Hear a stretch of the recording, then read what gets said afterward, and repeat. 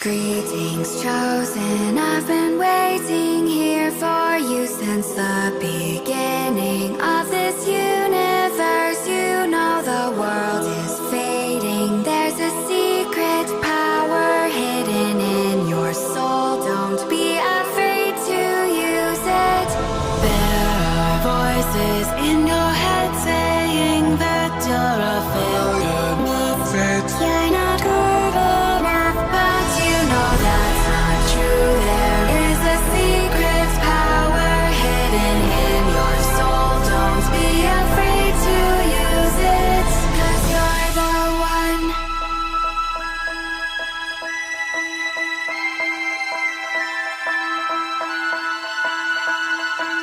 You're the one. You're the one. You're the one. Cause you're the one, you're the one, you're the one, you're the chosen one, you're the one, you're the one, you're the one, you're the chosen one.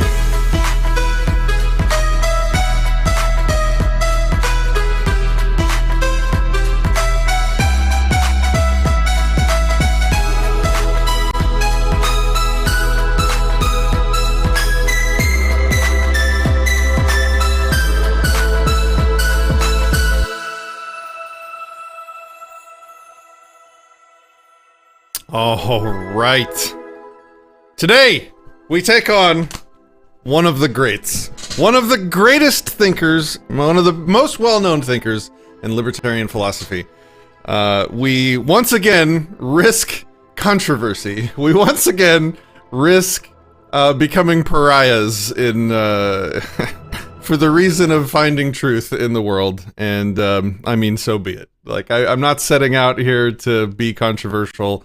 I'm setting out here to strengthen the philosophy of liberty. And that requires pointing out when we find problems. But that's not to say I completely disagree with Rothbard. Oh no, we have much that we agree on. Much like our previous stream that we did a marathon on, we're going to agree on almost all of the conclusions, with a couple exceptions. But once again, we're going to be critiquing a natural law philosophy. And today, with me, I am pleased to have Christian from Liberty After Dark. Welcome to the show, man. How are you? Hey, I'm doing fantastic. I'm glad to be here. This should be fun. So, let's lay out the goals so that we can stay in servitude to those goals. The goal is not to make this an audiobook, first of all. So we're not going to read the entire thing. The stream would literally be 30 hours long if we tried to read the entire book to you.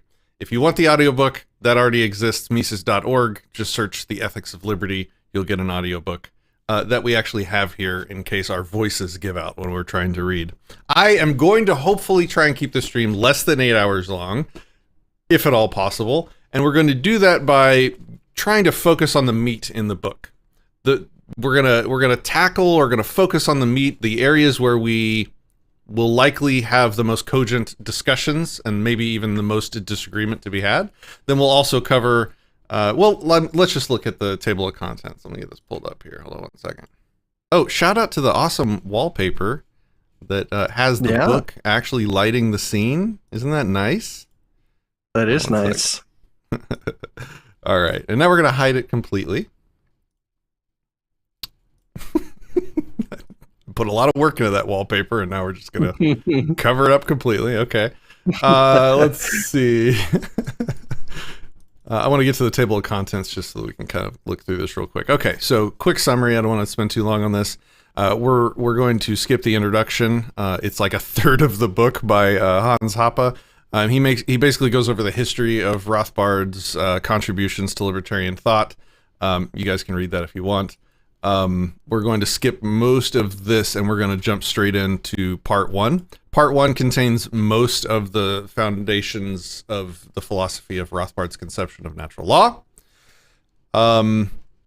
Part 2 is kind of applied philosophy. We're probably going to bungee into a couple of these, but this is the majority of the book, and also we're going to skip most of this. So what we're probably going to do is Christian and I might pick a couple chapters that we want to go through just to kind of cover how our differences in opinion might change or not change the applied philosophy going on here. And then we might let you guys, the audience, pick a couple of these chapters as well. And then we're probably going to likely skip part 3 because I don't think we're going to have any disagreements in this section.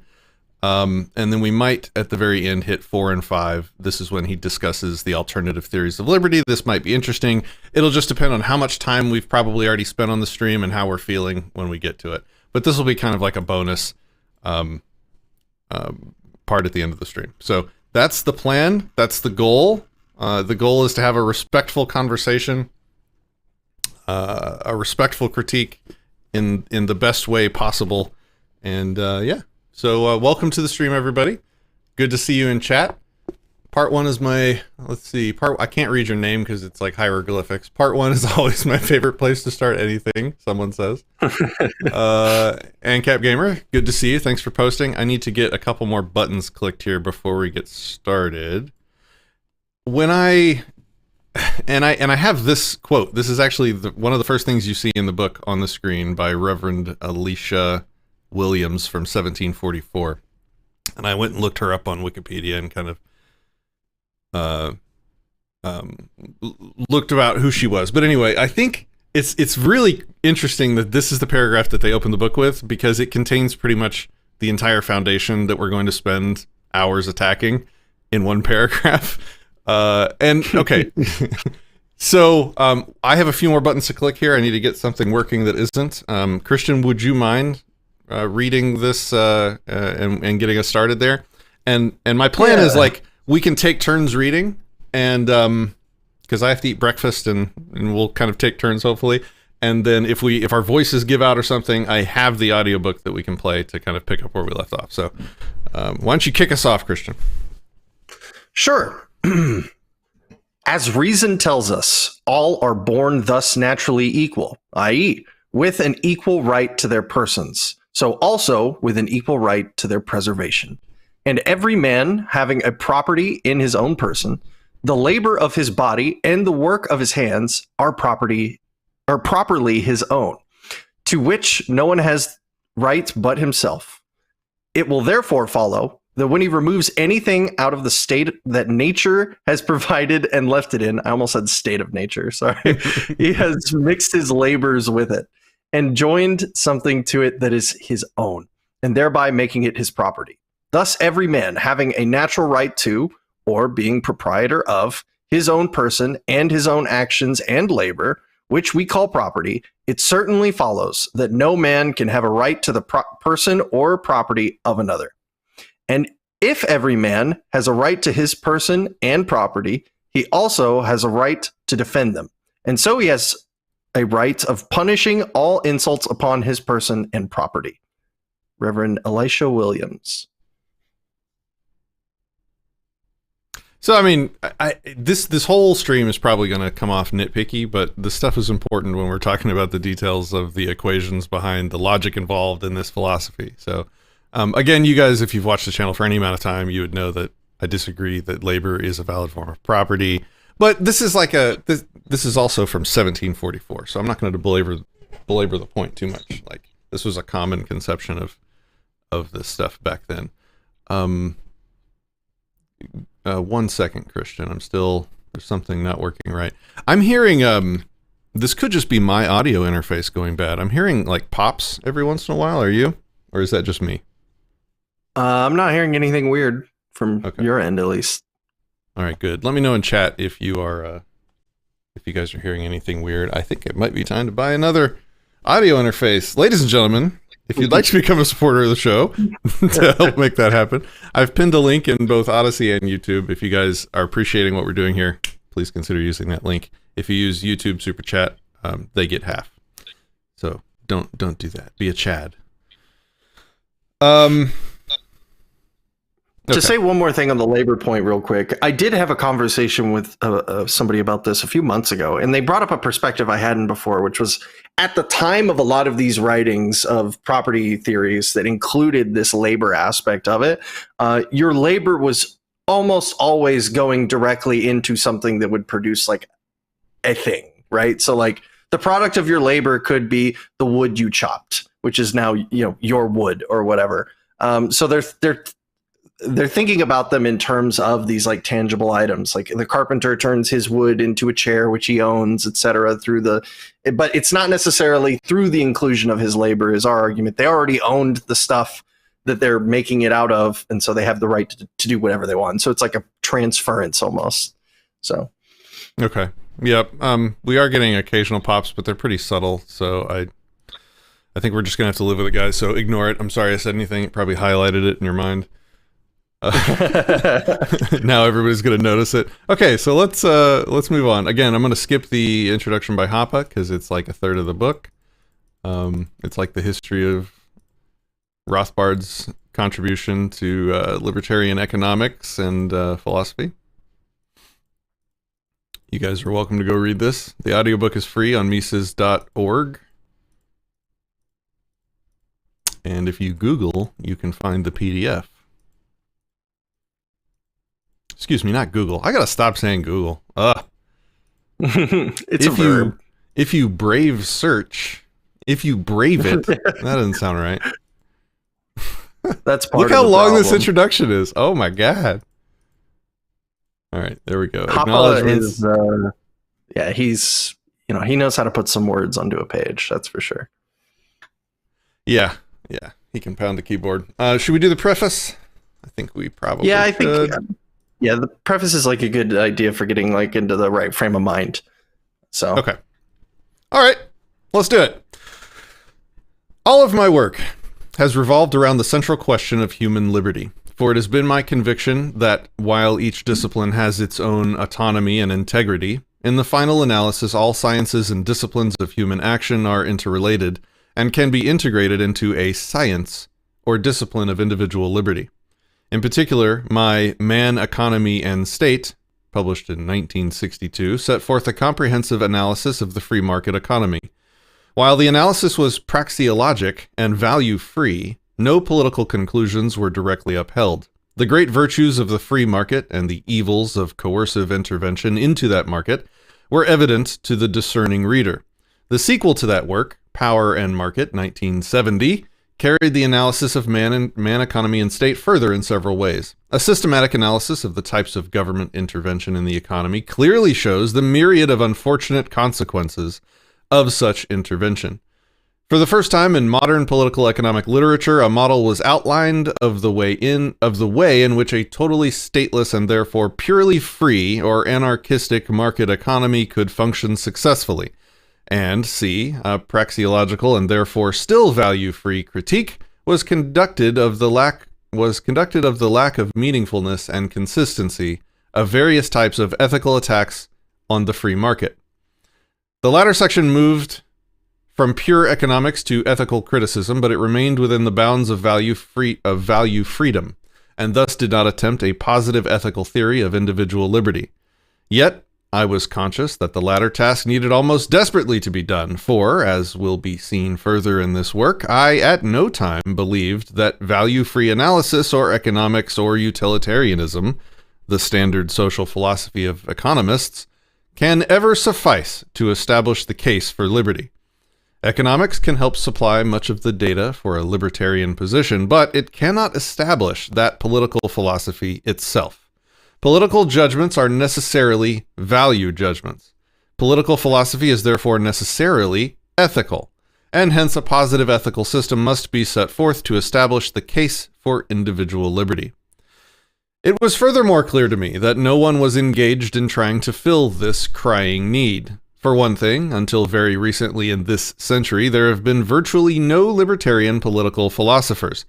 And even in the far more libertarian 19th century, only Herbert Spencer's great Social Statics, 1851, set forth a thorough and systematic theory of liberty. In For a New Liberty, 1973, I was able for the first time to put forward at least the brief outlines of my theory of liberty and also to expound and defend the anarcho-capitalist political creed far more substantially than in Power and Market. But For a New Liberty was more popular than scholarly, and it concentrated mainly on the application of the libertarian creed to the important social and economic problem areas in American society. The great need for a systematic theory of liberty still remained. The present work attempts to fill this gap, to set forth a systematic ethical theory of liberty. It is not, however, a work in ethics per se, but only in that subset of ethics devoted to political philosophy. Hence, it does not try to prove or establish the ethics or ontology of natural law, which provide the groundwork for the political theory set forth in this book. Natural law has been ably expounded and defended elsewhere by ethical philosophers, and so Part 1 simply explains the outlines of natural law which animates this work without attempting a full-scale defense of that theory. So so we need to take that into account. He's not attempting to mount a full-scale defense of natural law. He's just going to try and connect natural law to libertarian ethics. But unfortunately, I think I don't need to say too much now, but I think most of our disagreements will be with that as a foundation. So we'll call it out. And he does provide something of a defense. Like, he makes arguments and claims that can be validated as is in the work. But like he said, we will have to keep that in mind. So, yep. All right. Good to see you guys here. So all those subscribers that I got from having all those fun streams with James Freeman are now realizing what this channel is actually about. we do hard work here sometimes, gentlemen. Join in for the fun. Strap in. Would you mind picking up? I'm gonna have a couple bites here. Shoo. Yeah, apparently I'm doing great already. Sure. Part 2 is the substance of the work itself. I agree. It's the majority of the work. Setting forth my theory of liberty. It begins, as the best economic treatises have done, with a Crusoe world, except that the condition and actions of Crusoe are here analyzed not in order to establish economic concepts, but rather those of natural rights morality. In particular, of the natural sphere of property and ownership, the foundation of liberty. The Crusoe model enables one to analyze the actions of man vis-a-vis the external world around him, before the complications of interpersonal relations are considered.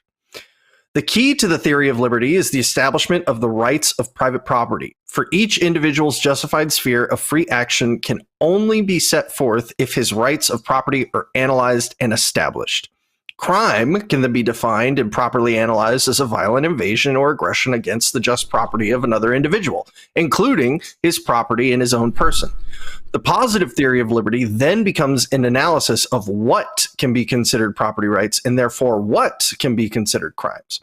Various difficult but vitally important problems can then be dissected, including the rights of children, the property theory of contracts as transfers of property titles, the thorny questions of enforcement and punishment, and many others.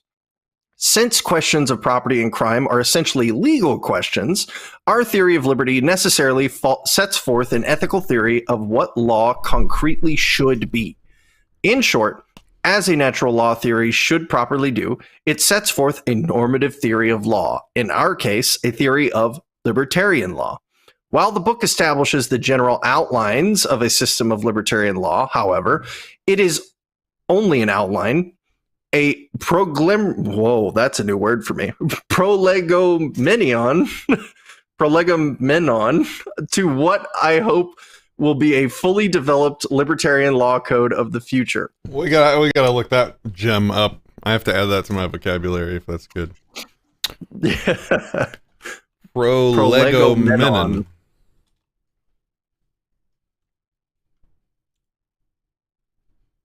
A formal essay or critical discussion serving to introduce and interpret an extended work. Interesting. So this is a prolegomenon. Yep. I I should have named the stream that, and then no one would have known what we were doing here today. Hopefully, libertarian jurists and legal theorists will arise to hammer out the system of libertarian law in detail. For such a law code will be necessary to the truly successful functioning of what we may hope will be the libertarian society of the future. The focus of this work is on the positive ethical theory of liberty and of the outlines of libertarian law. For such a discussion, there is no need for a detailed analysis or critique of the state. I agree, actually. Part 3 briefly sets forth my view of the state as the inherent enemy of liberty, and indeed, of genuine law. Part 4 deals with the most important modern theories which attempt to establish a political philosophy of liberty, in particular those of Mises, Hayek, Berlin, and Nozick. I do not attempt to review their works in detail, but rather to concentrate on why I think their theories fail at the task of establishing an ideology of liberty. Finally, Part 5 attempts to the virtually pioneering task of beginning to set forth a theory of strategy of how to move from present systems to a world of liberty, and also my reasons for being highly optimistic about the long run, and even short run, prospects for the achievement of the noble idea of the libertarian society, particularly in America. I would just like to point out that what he does in the last part of this book is exactly what we're doing here with his work today. And when I talk, I've said this so many times, but I'm going to take this moment to highlight it. This is how and why libertarian philosophy has come so far and so fast. It's because we do this. We honor each other by critiquing their work and criticizing it when we think they get it wrong in respectful, constructive ways. So please take this stream in the same light that Rothbard is going to be taking these other libertarian theories at the end of this book. All right, part 1, Introduction, Natural Law. Here we go. Natural law and reason. Among intellectuals who consider themselves scientific, the phrase, the nature of man, is apt to have the effect of a red flag on a bull. No sentence was more true in this book than that. I read that and I'm like, yep, I'm feeling like a bull right now. So well done. Man has no nature is the modern rallying cry, and typical of the sentiment of political philosophers today was the assertion of a distinguished political theorist some years ago before a meeting of the American Political Science Association that, quote, man's nature is a purely theological concept that must be dismissed from any scientific discussion. I would like to take a moment to say that I don't agree that the human species has no nature, but I think we need to define nature better, and I'll wait and let Rothbard do that. So my position is not that man has no nature. My position is that you have... Well, maybe I'm jumping the gun because we're only in the first paragraph of the book, so I'm gonna not give it all to you up front. But to state what man's nature is, you have to collectivize all humans, and there's going to be a spectrum and a margin of error because not all members of the human species will match your whatever definition of nature you come up with. There will be exceptions. The only way you can glean a nature from something would be to analyze a specific individual and say, maybe I can kind of analyze what Patrick Smith's nature is. And even then you would still be projecting your opinions onto what my nature is. But we're going to have plenty of time to get into what I mean by that. Christian, do you have anything you want to say? I think I can cover this a bit more further, but I typically hold the position that quote unquote man has no nature, and I think we can go more into this later, but it has to do a lot with like how you determine what a nature is, and there's usually some kind of value judgment involved in that. And if you've ever heard me talk before, I'm not a big fan of value judgments being included in statements of objectivity. So, yeah. Well, this will be fun. This will be especially fun if you and I disagree. That'll be some great conversation. I look forward to it. All right. Yeah. In the controversy over, so I want to let him define nature before I critique how we're using the word nature, so I'm going to shut up. All right, here we go. In the controversy over man's nature, and over the broader and more controversial concept of natural law, both sides have repeatedly proclaimed that natural law and theology are inextricably intertwined. As a result, many champions of natural law in scientific or philosophic circles have gravely weakened their case by implying that rational philosophical methods alone cannot establish such law, that theological faith is necessary to maintain the concept. On the other hand, the opponents of natural law have gleefully agreed, since faith in the supernatural is deemed necessary to belief in natural law, the latter concept must be tossed out of scientific secular discourse and be consigned to the arcane sphere of the divine studies. In consequence, the idea of a natural law founded on reason and rational inquiry has been virtually lost. So this paragraph and a good portion, I think, of the beginning of this book, if I remember correctly, the historical philosophers that have worked on natural law theories and theories based on man's nature, philosophies that are based on man's nature go all the way back, like Socrates and prior. If you want to read more about it, look up teleology. It's where you try and build philosophical ideas and methods based on the purpose of things that exist. And it kind of, what would you say, Christian? It's, I'm probably digressing too much. I don't want to distract from the book. Tell me to shut up if I do that. No, you're fine. There's like an intent-based aspect to teleological studies that is like a necessary component of them. So finding a nature, a purpose, which I think he hasn't defined nature yet, but I think we're going to get pretty close to that purpose idea. Proper function, one might say, if you're a fan of Plato. But it usually involves some kind of like intent behind that to make best use of something. So. The only thing I wanted to point out was that a large portion of this book is going to be sort of trying to rebut against the religious claims that were woven into a lot of the history of natural law philosophy, which, I mean, well, we can discuss it when we get to it. The believer in a rationally established natural law must then face the hostility of both camps. The one group sensing in this position an antagonism toward religion, and the other group suspecting that God and mysticism are being slipped in by the back door. To the first group, it must be said that they are reflecting an extreme Augustinian position, which held that faith rather than reason was the only legitimate tool for investigating man's nature and man's proper ends. In short, in this fetus? How do you say that word? Help me. Fetus? What is that? Fetus? The E must be silent, right? EI? That's got to refer to a philosophy, to some philosophy, right? Fetus tradition, a person? Fitus. It might be Fitus. I don't know this.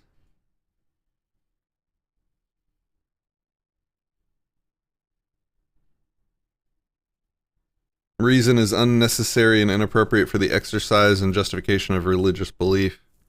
Epistemological theory which maintains that faith is independent of reason, or that reason and faith are hostile to each other, and that faith is superior at arriving at particular truths. Oh, wow. Interesting. I didn't know there was a term for that. Talk about a burden of proof. Woo! All right, where were we? In short, in this fetus, I'm going to go with that, tradition, theology had completely displaced philosophy.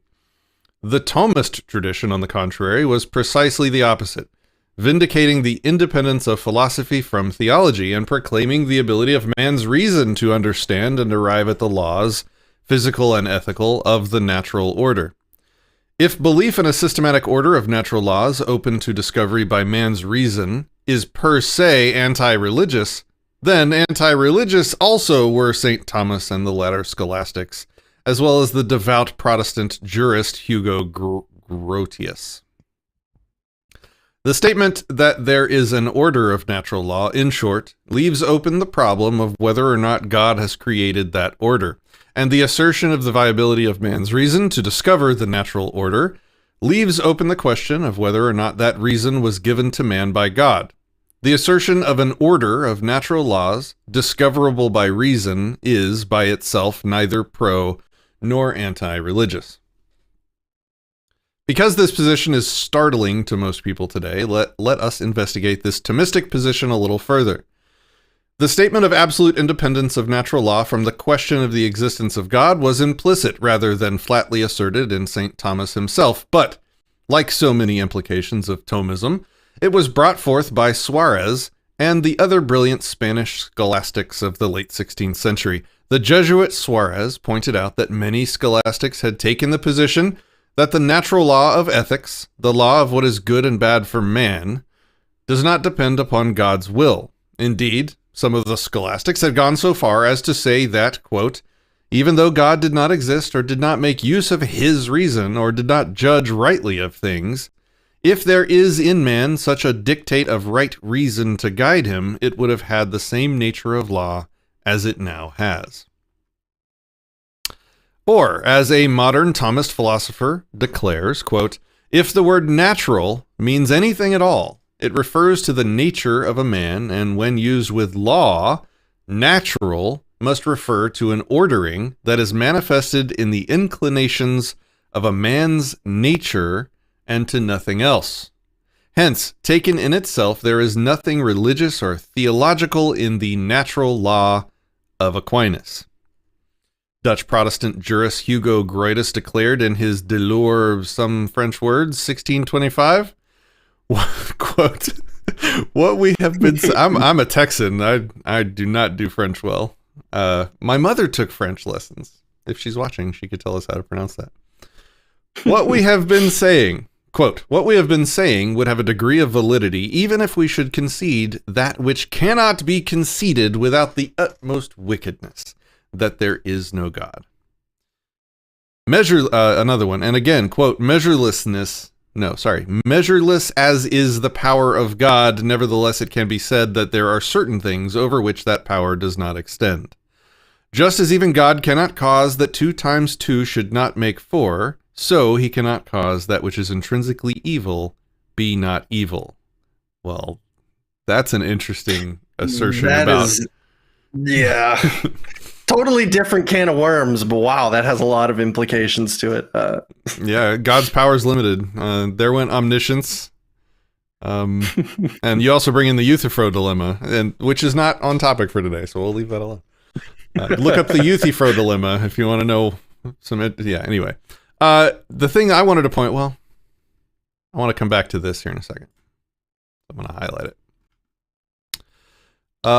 D'Entrée, I guess, concludes that Grotius' definition of natural law has nothing revolutionary. When he maintains that natural law is that body of rules which man is able to discover by the use of his reason, he does nothing but restate the scholastic notion of a rational foundation of ethics. Indeed, his aim is rather to restore that notion which had been shaken by the extreme Augustinianism of certain Protestant currents of thought. When he declares that these rules are valid in themselves, independently of the fact that God willed them, he repeats an assertion which had already been made by some of the schoolmen.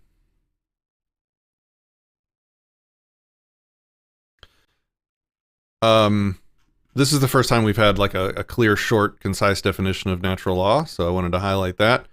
I wanted to back up and talk about this little bit right here. What we have been saying would have a degree of validity, even if we should concede that which cannot be conceded without the utmost wickedness, that there is no God. So this brings up an important thing that we have to think about the biases inherent in these philosophers. Now, while there's a lot of them that tried to create a moral philosophy and a string of logic that didn't require God, they still have an internal bias that would prevent them from exploring philosophies that include or depend on the utmost wickedness, that include that which cannot be conceded. And so when we read a lot of these philosophers that were religious, that were deists at least, the works that they created always had to leave room for that,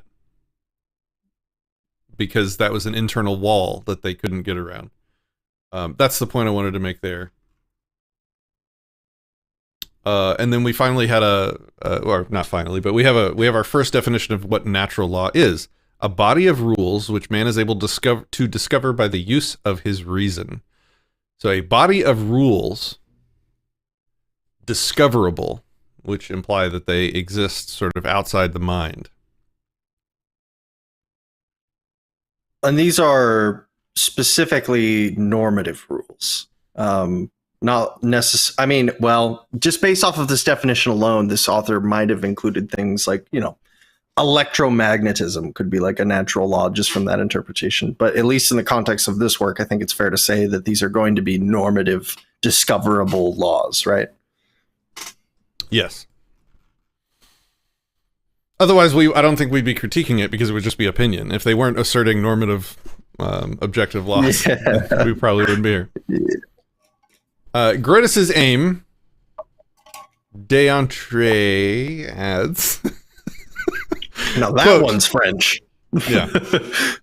Quote, was to construct a system of laws which would carry conviction in an age in which theological controversy was gradually losing the power to do so. End quote. Grotius and his juristic successors, Puffendorf, when I do audiobooks, this is the punishment. You have to go look up how to pronounce this stuff. But I don't have to do that today. Burlamaqui and Vattel proceeded to elaborate this independent body of natural laws in a purely secular context, in accordance with their own particular interests, which were not in contrast to the schoolmen, primarily theological. Indeed, even the 18th century rationalists, in many ways dedicated enemies of the scholastics, were profoundly influenced in their very rationalism by the scholastic tradition. Thus, let there be no mistake, in the Thomistic tradition, natural law is ethical as well as physical law. And the instrument by which man... Yep. Sorry, yeah, that was a point of clarification, though. But yeah, so like I was saying earlier, it is both the normative and physical aspects of it. So, and the instrument by which man apprehends such law is his reason, not faith or intuition or grace, revelation, or anything else. In the contemporary atmosphere of sharp dichotomy between natural law and reason, and especially amid the irrationalist sentiments of conservative thought, this cannot be underscored too often. Hence, St. Thomas Aquinas, in the words of the eminent historian of philosophy, Father Compliston, quote, emphasized the place and function of reason in moral conduct. He, Aquinas, shared with Aristotle the view that it is the possession of reason which distinguishes man from the animals, and which, quote, enables him to act deliberately in view of the consciously apprehended end and raises him above the level of purely instinctive behavior. So you can, well, I definitely don't want to, in this stream, unless you disagree, Christian, I don't want to make this a compare and contrast with anti-subjectivism. So there's some similarities here, but I don't want to get into it. So if you guys want to know what we think, check out antisubjectivism.com. There is a manifesto that we've written detailing our philosophy. And I want to make this about Rothbard's work and not any kind of compare and contrast. Do you agree or disagree with that? Sure, we can do that. All right, cool. Or do you think it'd be better to compare and contrast? Like, what do you guys want? I think it'd be inevitable to some extent. Like, our disagreements are going to stem from like our major philosophical differences. So, it's going to come up at some point. That's true. Unavoidable. That's true. Okay. Well, screw it. Let's do it then. Aquinas, do you have anything you want to say here? I think so basically, this part is essentially from the animals could be construed as what we talk about in the state of nature, right? So it's this idea of an amoral, aethical existence where there are no deontological limitations on any of your actions, which means like there's no rule or hand of God which is going to come in, or constitution which will swoop in and stop you from doing the bad things, right?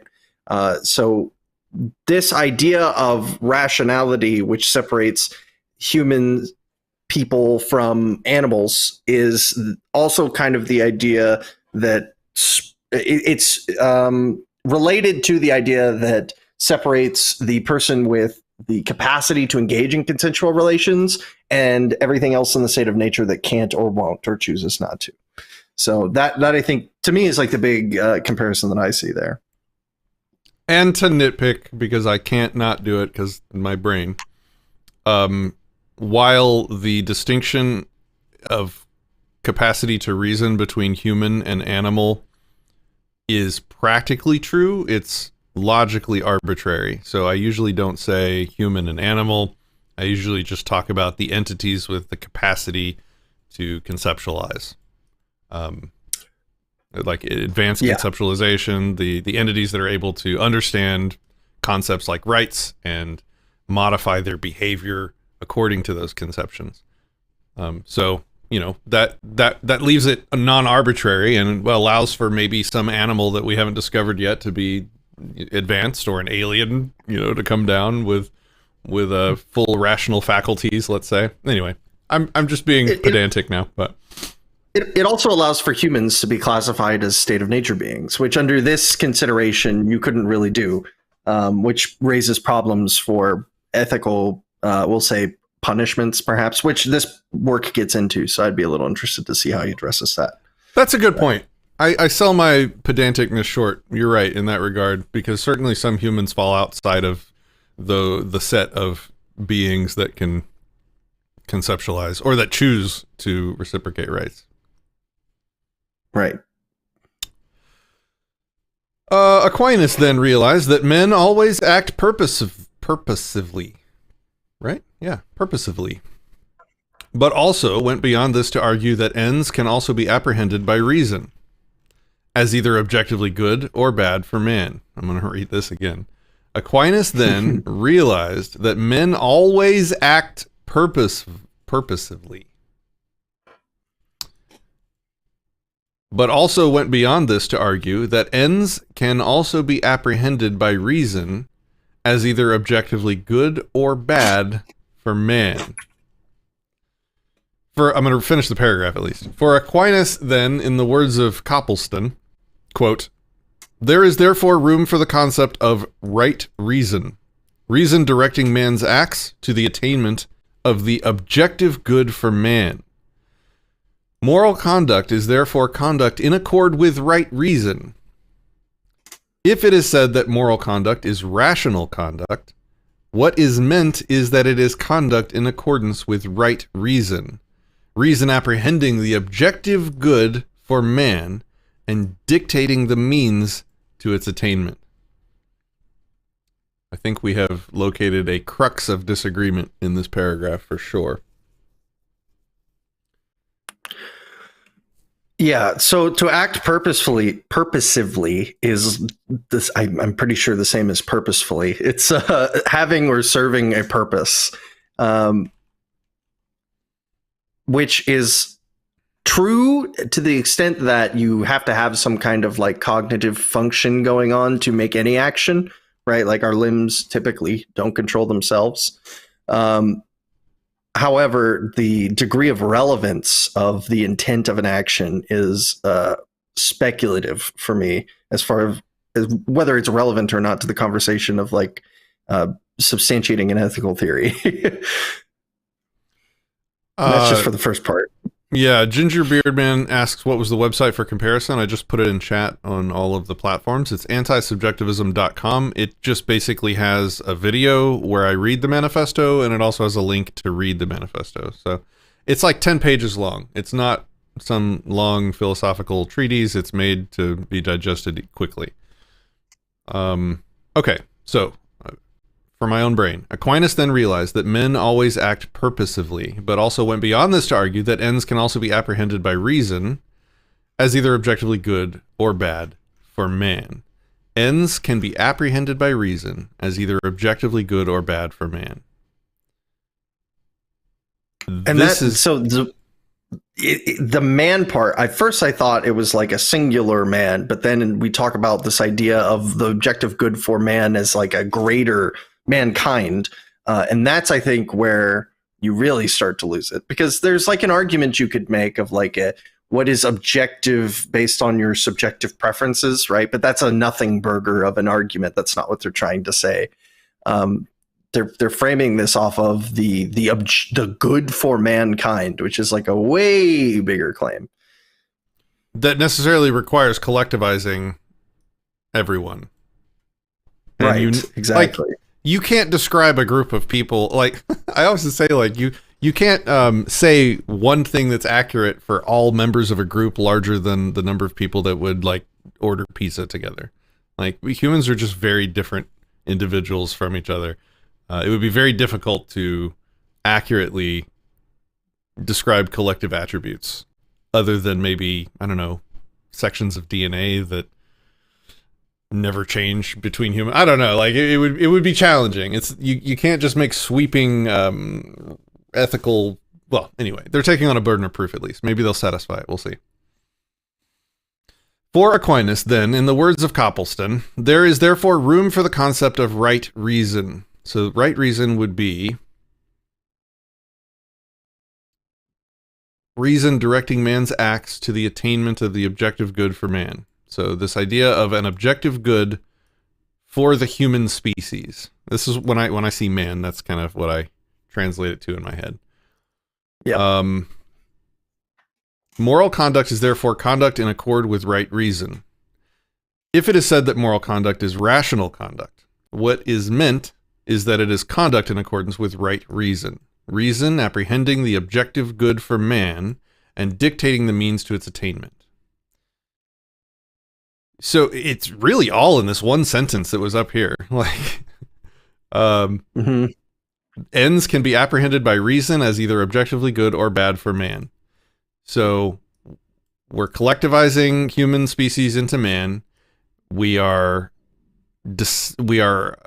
deciding, or we are hopefully gleaning from nature. Hopefully they'll prove that what objective good action is for the human species. Because the objective part isn't actually the problem with the sentence. It's like the definitions of where do we get the good or bad evaluation from, and does that really actually apply objectively to every member of the human species? Like, this is your problem right here.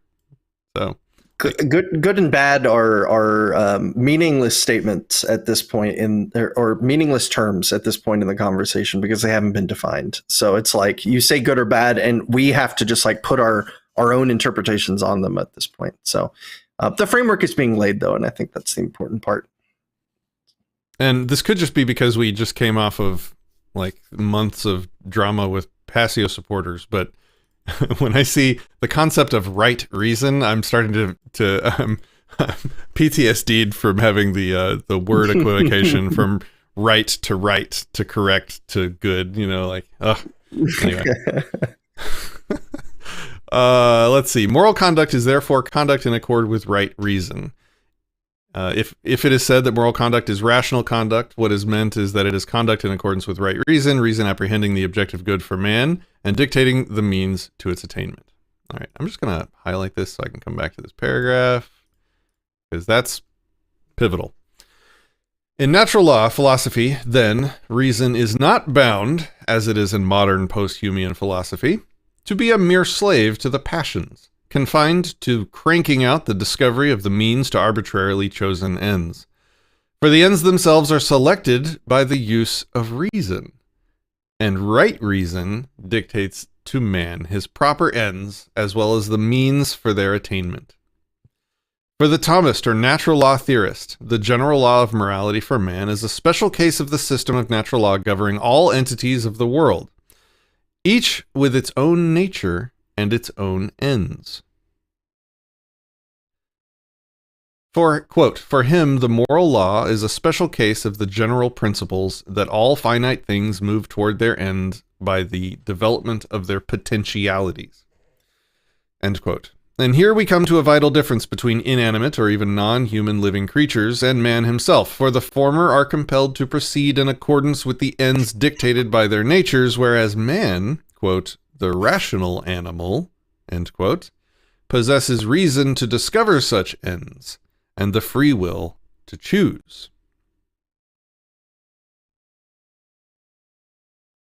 I'm going to read that entire paragraph again. This is the meat. This is the meat of it. Interrupt me if you have thoughts. In natural law philosophy, reason is not bound, as it is in modern post-Humean philosophy, to be a mere slave to the passions, confined to cranking out the discovery of the means to arbitrarily chosen ends. So reason is not bound to the discovery of the means to arbitrarily chosen ends. For the ends themselves are selected by the use of reason.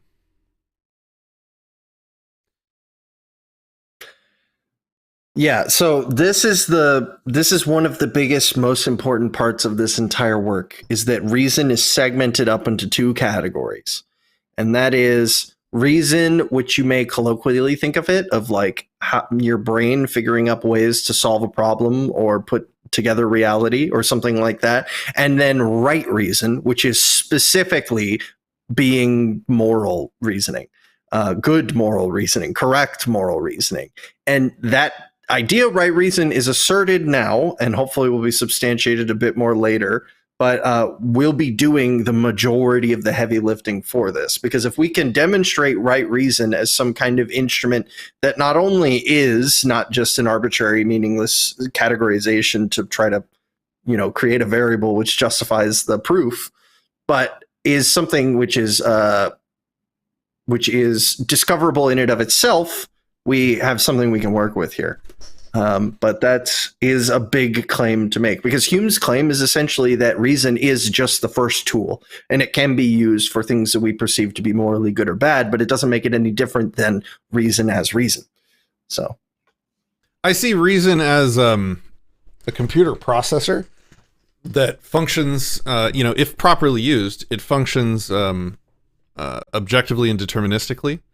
And you can point that processor at processing whatever equation you want, and if you plug in a poor, well, I shouldn't say it like that. If you plug in one moral equation, it's going to execute that formulation. And choosing what moral formulation that you plug into that processor is necessarily subjective, provably so, it would seem. But I think, well, we'll see.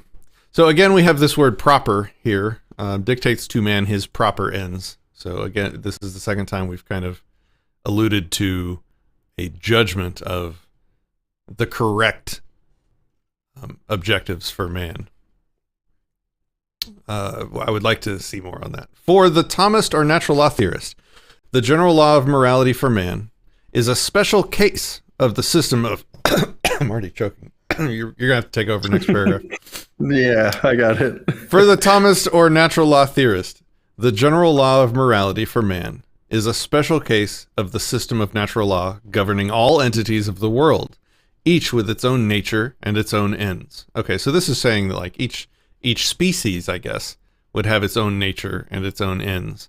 But even that is an arbitrary distinction. It takes a mind looking at the world and all of the species out there and drawing lines between all the species. Those lines that you draw between species are not part of reality. Those are lines that we've drawn, or that we project onto reality. So you have to be careful with this stuff.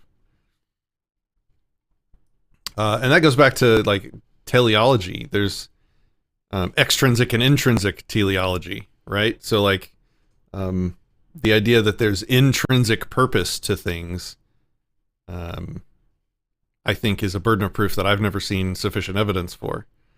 Extrinsic teleology is pretty much all we have. It's us projecting purpose onto things and drawing distinctions between categories. Like these things don't exist in reality. It's us projecting them onto things. Let's see. Quote, For him, the moral law is a special case of the general principles that all finite things move towards their ends by the development of their potentialities. And here we come to a vital difference between inanimate or even non-human living creatures and man himself.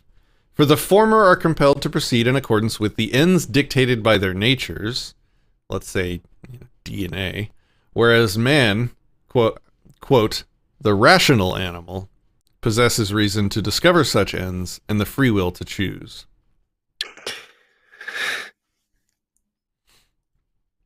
I don't know if we want to go into the free will argument there, but that's a bit debatable whether they have the free will to choose. Functionally, though, for the sake of this conversation, I'm willing to move on from that point. I find that man's rational capacity is on a very big spectrum that includes none. Yes. And yes. Does not include perfect. I don't know anybody that is perfectly rational. I don't think such a human has ever existed. But I do know humans that can't rationalize much of anything. So you have to be careful when you're collectivizing and drawing these distinctions around the human species. All right, you want to... Yeah, and... Go ahead.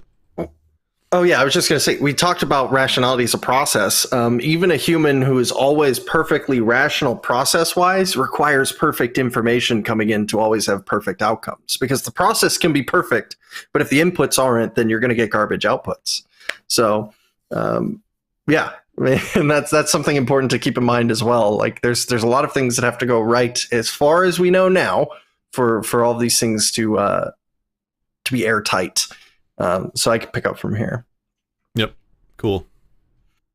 Oh, that's a good point. Like, even it, sorry.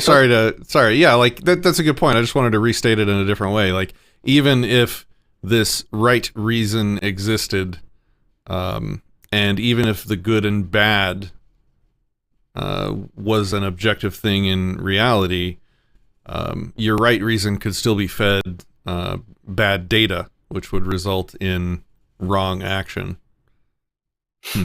Yeah, unless we're going to try to claim that right reason always only leads to correct outcomes, which, yeah, I mean, now we're talking about something more than a process. We're talking about, like, I don't want to go back to the whole theology thing he was claiming, a lot of this is grounded in, but it would be basically like a divination almost at that point, more than it would rationality as a process.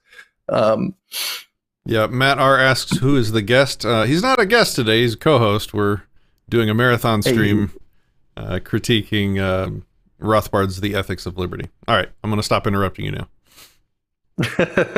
My name is Christian, by the way. Nice to meet you, Matt.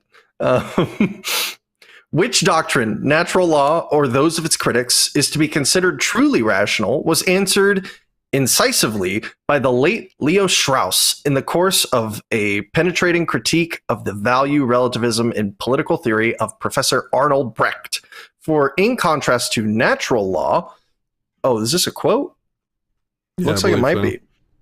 For in contrast to natural law, positivistic social science is characterized by the abandonment of reason or the flight from reason. According to the positivistic interpretation of relativism, which prevails in the present day social science, reason can tell us which means are conducive to which ends. It cannot tell us which attainable ends are to be preferred to other attainable ends. Reason cannot tell us that we ought to choose attainable ends. If someone loves him who desires the impossible, reason may tell him that he acts irrationally, but it cannot tell him that he ought to act rationally, or that acting irrationally is acting badly or basely. If rational conduct consists in choosing the right means for the right ends, relativism teaches, in effect, that rational conduct is impossible. I don't want to defend relativism, but I do have a couple thoughts here. I like this sentence. Reason can tell us which means are conducive to which ends. It cannot tell us which attainable ends are to be preferred to other attainable ends. This seems to stand in contradiction to this up here where we talk about man's proper ends.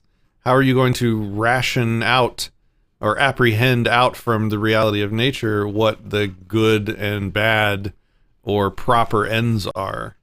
Well, and this is a critique of relativism, to be fair. So he's saying, like, this is what the relativists are necessarily proposing with their theory. Yeah. True, but I'm kind of turning that back on natural law as well, because this is true. Reason can't tell us which ends to prefer without a goal being attached to that equation. And then it says, but it cannot tell him that he ought to act rationally, or that acting irrationally is acting badly or basely. I'm not sure. I think we can make a case that reason can tell us we ought to act rationally, because if we base our reason on, for example, the laws of logic that are extracted from the consistency of the universe, an argument can be made built on that acting inconsistency with the universe will probably will give you better outcomes, or will give you outcomes that are more likely to be successful than if you're trying to do things that contradict the consistency of the universe. It would be like rationality would tell you, stop trying to cast magic spells. That doesn't work in this universe. Yeah, and I don't unless they're laws. I think this might be a good time for me to bring up one of my grievances with like simplifying reason down to like an instanced phenomenon, because I don't really think it's productive to think about it that way at all. I think of reason as like a layer of processes that are all going on, and you can have flaws in any one of these layers, but like orienting yourself to reality could be like one layer of reason that you have that therefore dictates all of the other reason that goes on in your other bubbles that you have. And so looking at it as like a monolithic process, which is all just structured and instanced and kind of like gets switched on and off or something, I don't think is productive for better understanding how humans actually interact with the world and process information and stuff like that. But all right. You have anything to say to that, or no, it was good. It was good. Thumbs up. Finally, the unique place of reason in natural law philosophy has been affirmed by the modern Thomistic philosopher and late Father John Toohey. Toohey defined sound philosophy as follows: philosophy in the sense in which the word is used when scholasticism is contrasted with other philosophies is an attempt on the part of man's unaided reason to give a fundamental explanation of the nature of things. Okay. Yep. On to part 2. Natural law as science. Let's see. I will say I appreciate the attempt at being objective with moral philosophy. Like, a lot of people want to treat philosophy is not a science and not subordinate to the rigor that other sciences are. So I appreciate this and aspire to this. Yeah. Right. Yeah, I mean, we haven't seen all of it yet, but there's definitely a good amount of work put into this. So it is indeed puzzling that so many modern philosophers should sniff at the very term nature as an injection of mysticism and the supernatural. An apple let fall will drop to the ground. This we all observe and acknowledge to be in the nature of the apple, as well as the world in general. That's a highlightable thing right there, because I think you make. I was already on it. Yeah. 2 atoms of hydrogen combined with 1 of oxygen will yield 1 molecule of water. Behavior that is uniquely in the nature of hydrogen, oxygen, and water. Okay. There is nothing arcane or mystical about such observations. Why then cavil at the concept of nature? The world, in fact, consists of a myriad number of observable things or entities. This is surely an observable fact, since the world does not consist of one homogeneous thing or entity alone. It follows that each one of these different things possesses different attributes. Otherwise, they would all be the same thing. But if A, B, C, etc. have different attributes, it follows immediately that they have different natures. So this might be a good time to pause to say, and maybe he'll clarify and make this a bit brighter earlier. He's literally describing nature as the set of possible things a thing can do. That is what's happening right now. The mechanically, apple can fall. deterministically. Yeah. Yeah. Go ahead. Yeah. The apple can fall. The H2O and oxygen can become water. These are in these things' natures, the allowable limits of the universe, essentially. It also follows. Oh yeah, go ahead. I want to point out the subjective line drawing going on here with the apple example, for example. An apple let fall will drop to the ground. This we all observe and acknowledge to be in the nature of the apple. Well, you've decided to draw a line around the apple and associate the nature to the apple. Why didn't you draw a line around the force of gravity and the gravitational constant and say, well, it's the nature of gravity to pull apples towards objects with larger mass? Like, this is an arbitrary sort of like circling out of things and saying and nouning them, applying a noun called nature to the mechanics of reality. And if that's all nature is just the mechanics of reality, then I think he's going to have a lot of problems later in turning that into a moral philosophy, but we'll get there, I'm sure. Yeah, for sure. It also follows that when these various things meet and interact... One more thing. Sorry. But, he says, but if A, B, and C, etc. have different attributes, it follows immediately that they have different natures. Okay, well, every single human alive and that has ever lived has had different attributes from all of the other individuals. There has never been two humans, well, except for maybe like, what is the twins? You know, with the exact Siamese same DNA twins? Or something, Siamese twins or something like that, with the same DNA, with all the same attributes. Even if they have the same DNA, the differences in nurturing from birth turn into different unique humans.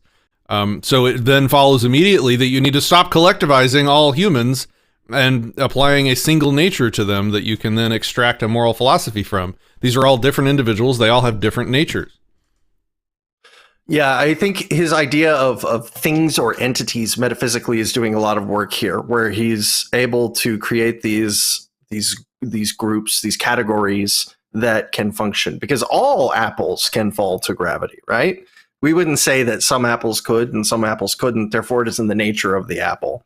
But I completely agree. I don't even think a Siamese twin, there has not been a single human that would have the same nature under this idea as another, ever. There probably will never be, just because of the sheer variety that is possible through genetics and nurture, etc. So it also follows that when these various things meet and interact, a specifically delimitable and definable result will occur. In short, specific delimitable causes will have specific delimitable effects. He's really trying me there with that word. Well, you did it well. Yeah, he's just basically saying, look, he's also kind of contradicting free will with this sentence. Like, if things meet and interact in specific delimitable ways, that's determinism. That's we're describing the mechanics of reality, which stands juxtaposed to free will. But again, I don't think we want to digress in there. So please continue. Sorry. The observable behavior of each of these entities is the law of their natures, and this law includes what happens as a result of the interactions. The complex that we may build up of these laws may be termed the structure of natural law. What is mystical about that? The observable behavior of each of these entities. Okay, so that's what we were talking about before. All right. So observable behaviors equals the nature of an entity. Yeah. The apple falls, the atoms combined into molecules, etc. Yeah. This is gonna be one that we're gonna beat him over the head with later, though. So like, that's why I highlighted it. Setting a really high bar, really high bar there. It doesn't seem like it would be a high bar. It seems like, we can just look at it, but it's a very high bar, and I'm sure we'll get into that later.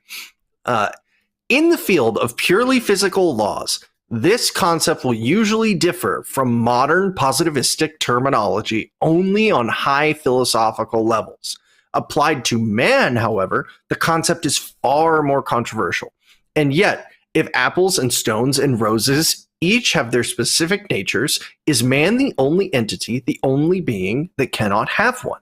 And if man does have a nature, why cannot it too be open to rational observation and reflection? Do you want to say something? I don't want to make an accusation that we're using multiple definitions of nature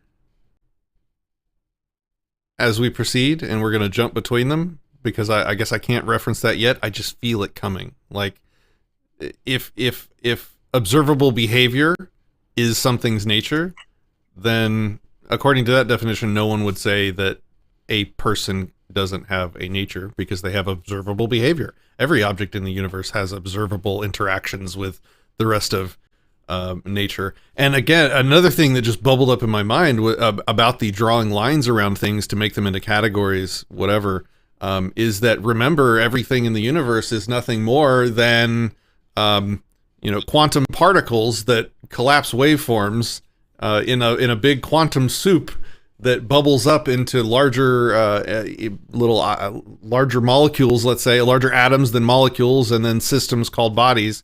And then you have all of these are just drawing subjective lines around this quantum soup that is reality. I just wanted to kind of go back to point out another way in which we're drawing lines about reality, around reality. Maybe I can confuse the issue more, but can I be a bit pedantic and / or myopic for just a moment? And this is more Disenthrall's about, man. I've never, I haven't. First time I went through this, I don't even know if I caught anything. So I'm going to throw it out there and see what you think about it. But so this idea that we're building this observational nature, right? The apple falls, that apple falls, this apple fell, the apple over there fell. Cool, apples fall. That's in their nature. If we're going off of this observable thing that's happening, is it not also fair to say that not all apples fall the same? So if they have a different weight, it may be in their nature to fall faster than another apple. If we're just going off of, without making any further unnecessary arbitrary delineations, there is discrete differences between the natures of these things that will impact what the nature exactly is. Yeah, and also the context of where they exist. Like, an apple doesn't fall if it's in space. Right. So we can say an apple that is exactly like this apple has the nature to fall exactly like this. But then we're not talking about natures anymore. We're not using nature as a category, which is the function of nature here. It's to provide a category, a set of possible things that something can do in reality. We're now just talking about instanced phenomenon, like everything else, Yeah, the clearest definition that he made is just like the mechanical interactions of how things work in reality. Okay. Like, if that's the definition, then that's really clear, and we can agree on that. But I feel like he's going to start to use it in more, what's the word? I don't want to say woo ways, but, he's going to abstract it heavily. I left off in the middle of that paragraph, so... Yeah, let's finish this page, and then I need a bio break. We're going to take a quick bio break here. Cool. I'll pick up where I left off. If all things have natures, then surely man's nature is open to inspection. The current brusque rejection of the concept of the nature of man is therefore arbitrary and a priori. That is a big claim as well. One common flip criticism by I think that's fine. I think that's fine if nature is defined as how its observable behavior, how it interacts with the world around it. Like, if that's really the baseline definition, and we're not smuggling in heavy abstractions, then that's fine, right? Right. I just think even with the categorization he's given, I think it's probably an oversimplification or generalization, one of the two. And so, like, I would still be able to say, man has no meaningful nature, even with this understanding. Somebody asked, so you will expand on that later, Patrick? You'll have to remind me what you want me to expand on. Let me know. All right. One common flip criticism by opponents of natural law is who is to establish the alleged truths about man? Great question, actually. Yeah. The answer is not who, but what. Man's reason. Man's reason is objective, i.e., it can be employed by all men to yield truths about the world. To ask what is man's nature is to invite the answer. Go thou and study and find out. It is as if one man were to assert that the nature of copper were open to rational investigation, and a critic were to challenge him to prove this immediately by setting forth to on the spot all the laws that have been discovered about copper. There's a lot there. One common flip criticism. First of all, we got an adjective that it's just a flip criticism by opponents of natural law is who says, which is what I would have said, like who says that's man's nature? The answer is not who, but what? Man's reason. Man's reason establishes the alleged truth about man. Okay, which man's reason? But then he says, oh, it doesn't matter which man, because man's reason is objective. It can be employed by all men to yield truth about the world. Really? So all men have equal capacities to reason? All men that even if we take the subset of humans that can reason really well, you think they're all going to reach the same conclusions? Really? And this is where I get back to like us. I'm curious if we're talking about reason as a process at all, because reason as a process being objective entails some kind of infallibility to it, including in like the incorrect inputs situation. Like if you but this maybe comes back to the right reason. It's like, oh, you weren't doing the right reason. The right reason is objective. Reason is objective in that sense. Not sure. Also, it just goes back to the collectivizing the entire species thing. Like, I think I would have trouble analyzing you, Christian, and coming up with objective nature, an objective nature of Christian, a single individual. I think that would be really challenging because it probably changes from moment to moment. Like the Christian from 5 years ago would probably have a different nature than the Christian of now. Yeah. So that means it's constantly in flux. And what I mean by that is like using this definition of nature as a mechanical description of how you interact with the world.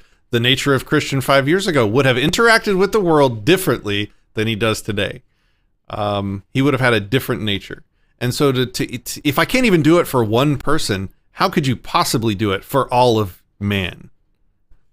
It just seems far-fetched in the extreme.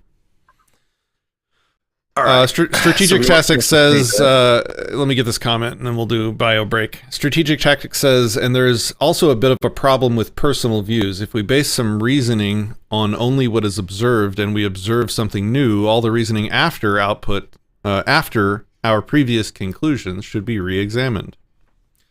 Yeah. Okay. Bio break, guys. We'll be right back. I'm going to put that in text for anybody joining the stream here. Let's see. Dog break. I got a dog right here who wants some pats. Yeah. Let's see. We're going to put this on the screen, and we're going to say bio break burb. All right.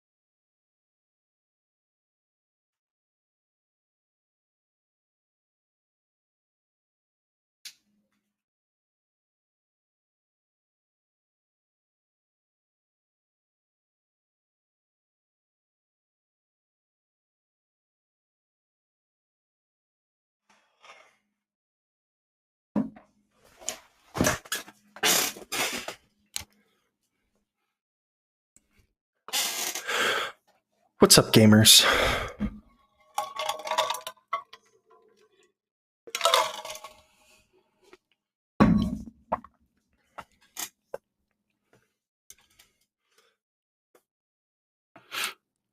Goat treadmill internet. Sorry, I'm going through. I can't scroll comments, but I can read the ones that are on screen. Most humans are only 1% different DNA from some primates. Yeah, isn't it like humans are like only a couple percentage points different than bananas or something? I don't know that for sure, so don't take that as like the gospel truth, but I feel like I remember reading that somewhere.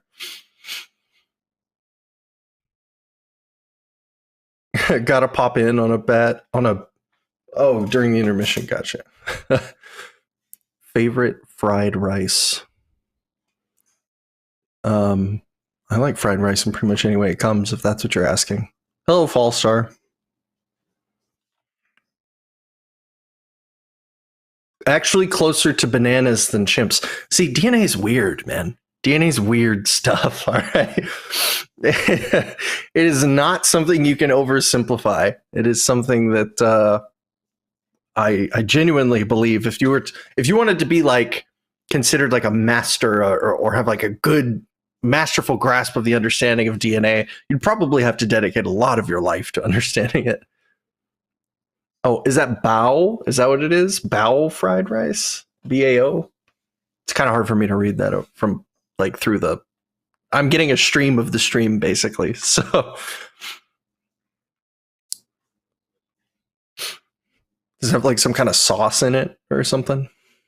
Sounds good. Like I said, I pretty much like fried rice any way it comes. I've made it a couple times here. It's just got a lot of fat in it, and I'm already pudgy enough as it is, so I don't need more fried rice in my life. It is good though. Bunch of eggs, mix up all the rice into it. It's good stuff. Sometimes some beef, maybe a little chicken. Sorry, we're talking about fried rice. Hell yeah.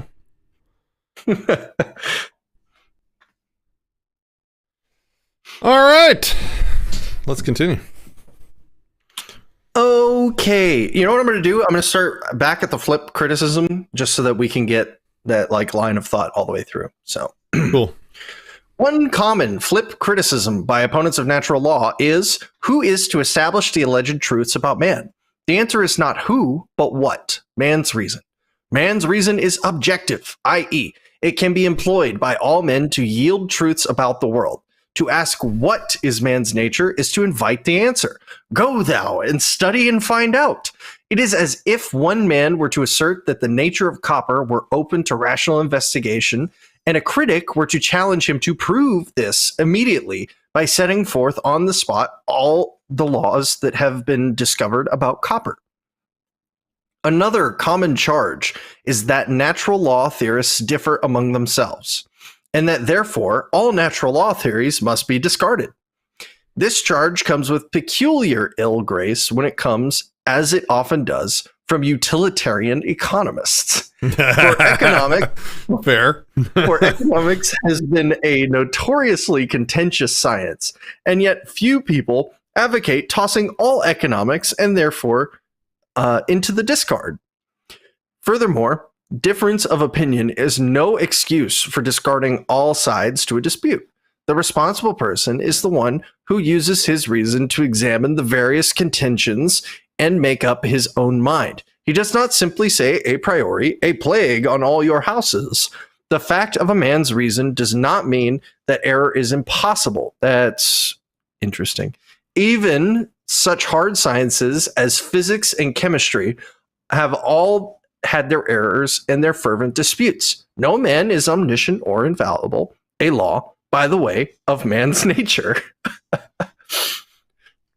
So yeah, it's a set of possible actions that can be.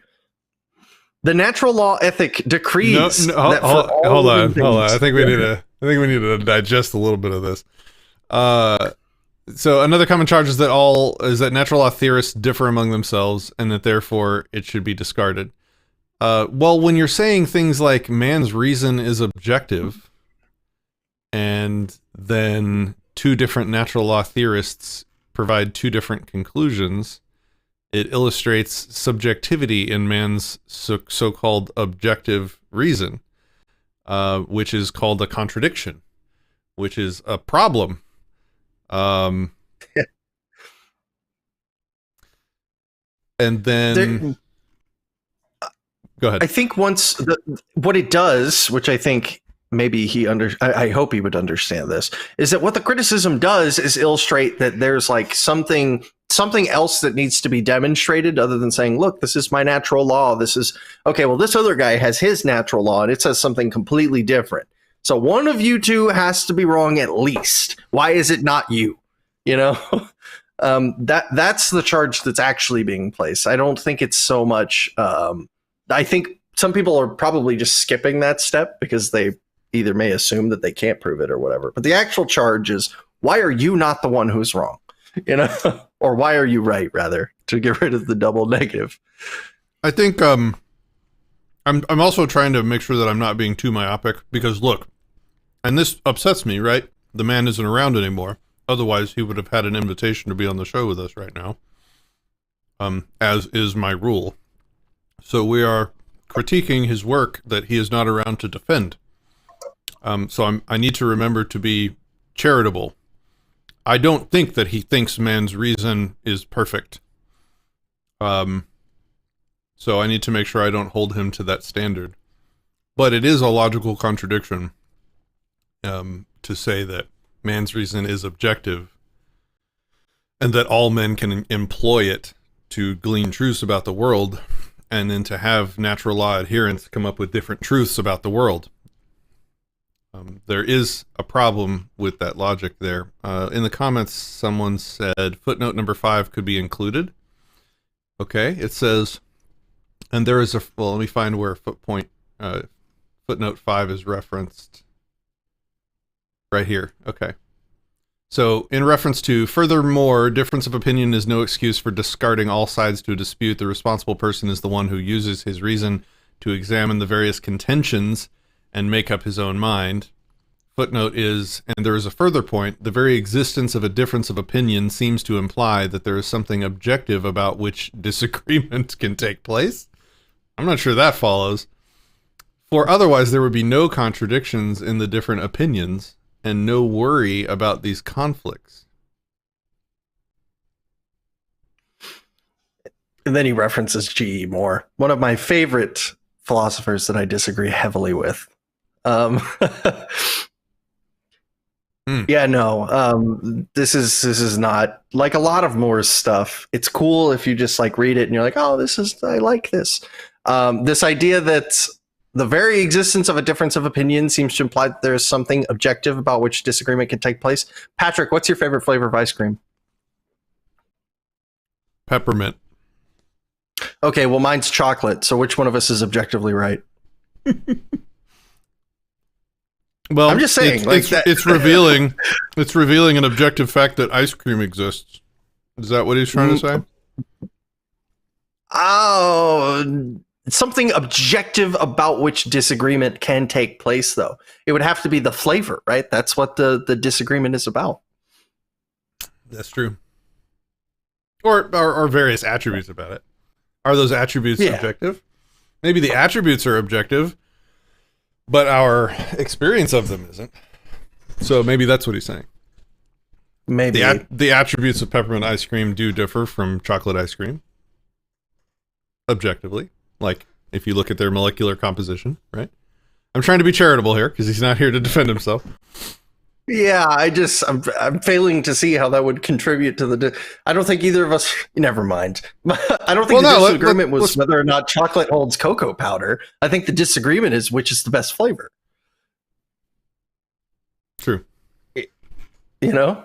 I mean, that's the only thing. I'm not trying to be uncharitable either, but like, you know, I mean... Blue North Wind says he's not attended...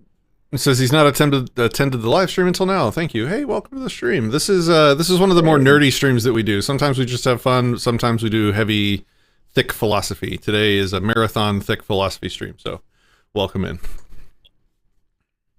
What were you about to say? I interrupted you. Keep going? Oh no, I was just kind of harping on the point. Like, I'm not trying to be uncharitable, but like what he's saying is a big claim that I want to take on its face for what the words say, and I disagree heavily with what he said in the footnote, even more than what he said above it, probably. Yeah. The natural law ethic decrees that for all... Did I skip something? I want to make sure. No, man. Okay. No, we're good. The natural law ethic decrees that for all living things, goodness is the fulfillment of what is the best for that type of creature. Goodness is therefore relative to the nature of the creature concerned. The natural law ethic decrees that for all living things, so he's saying it's an assertion. I mean, that's the only thing I can take from decree. Goodness, what is good, is the fulfillment of what is the best for that type of creature. We need a definition of best. Goodness is therefore relative to the nature of the creature concerned.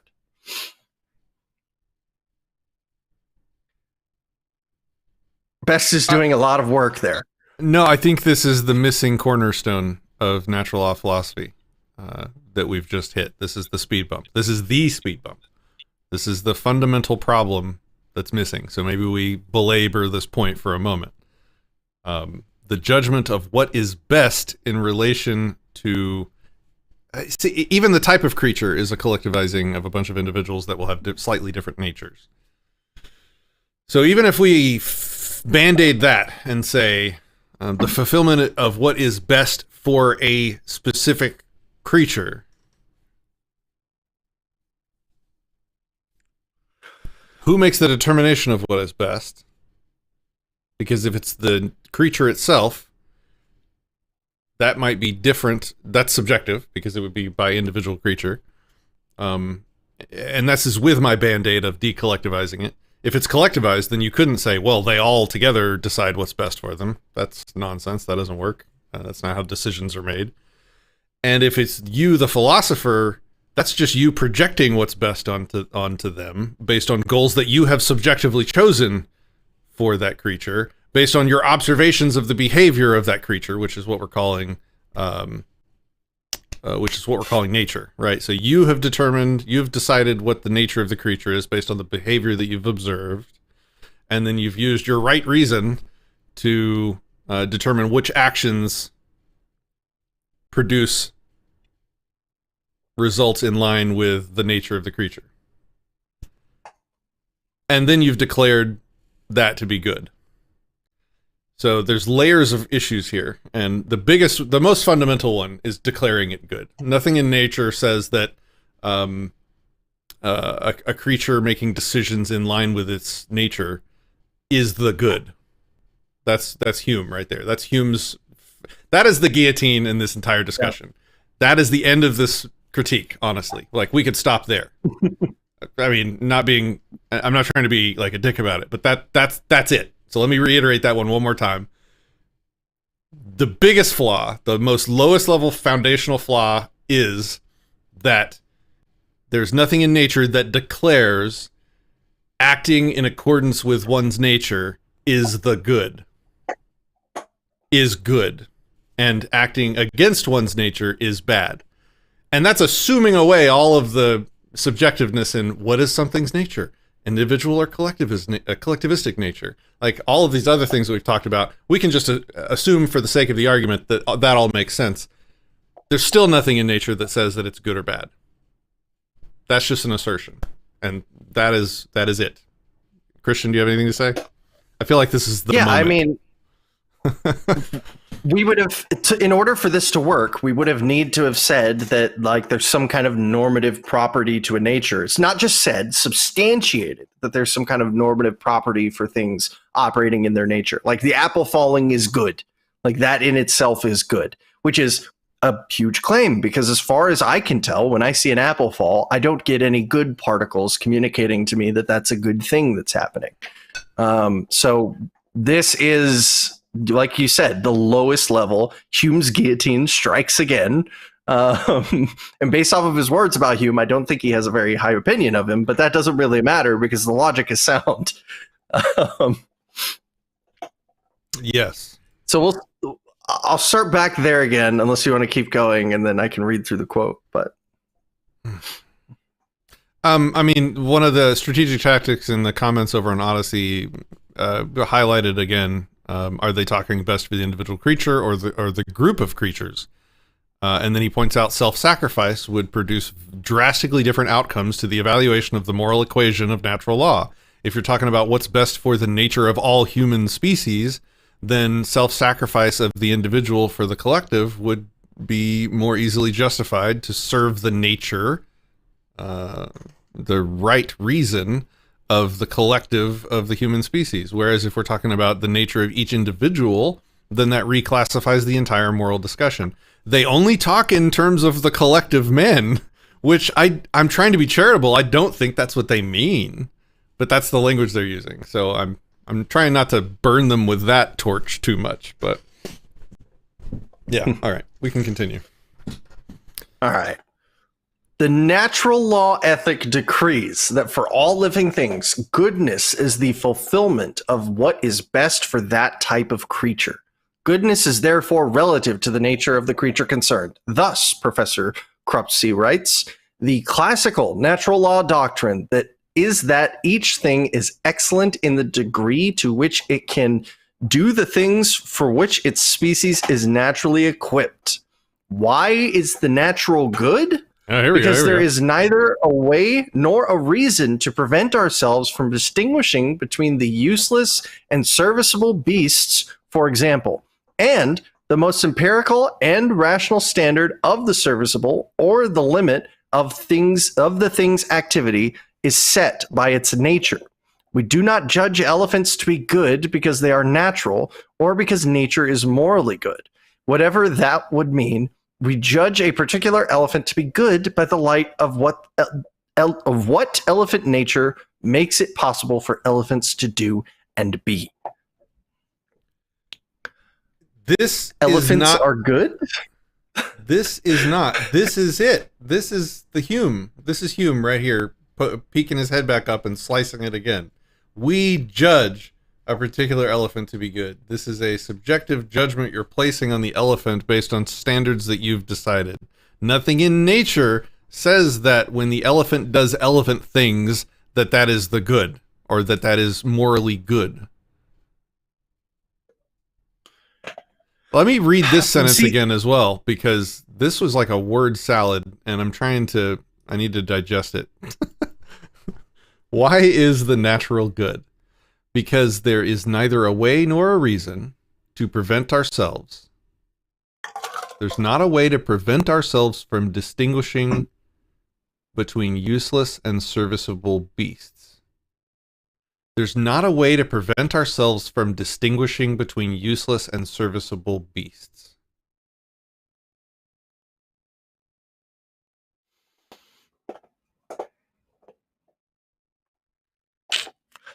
For example, and the most empirical and rational standard of the serviceable, or the limit of the thing's activity, is set by its nature. But you have to project its nature. Like, you have to project a purpose onto an animal. Like, if you wanted the elephant to be in a carnival and give rides to children, then its ability to do that would be where you would judge it serviceable or useless. This is all based on you applying a purpose, a telos, to the elephant, and that telos would be necessarily extrinsic. You would put it on it.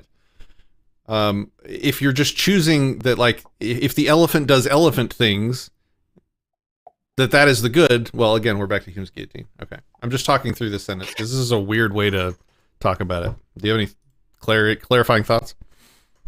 Well, I'm really hung up on this useless and serviceable beast part, because to me it's such an interesting way to try to phrase this. Like a Pomeranian, I would consider a Pomeranian pretty useless, but someone who owns a Pomeranian probably has some kind of use for having them, right?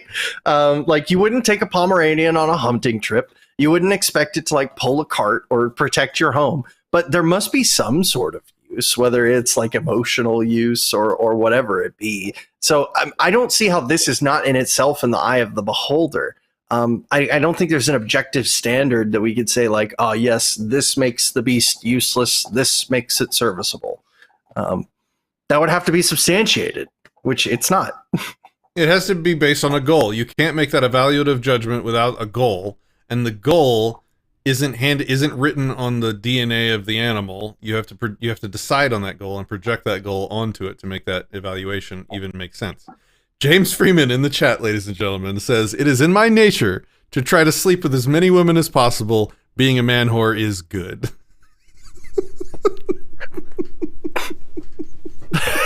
Based on what we've read so far, there might be a strong case for that. Well, at least you're serviceable, James. Yeah, very serviceable. Man, there's a lot of footnotes here. Half of each page is a footnote, yeah. I'm just skimming this one real quick to see if it looks like it could be any useful. It is this could be useful. I'm going to read number 7, which is from page, I guess it's in page 10 somewhere. Nope, that's 5.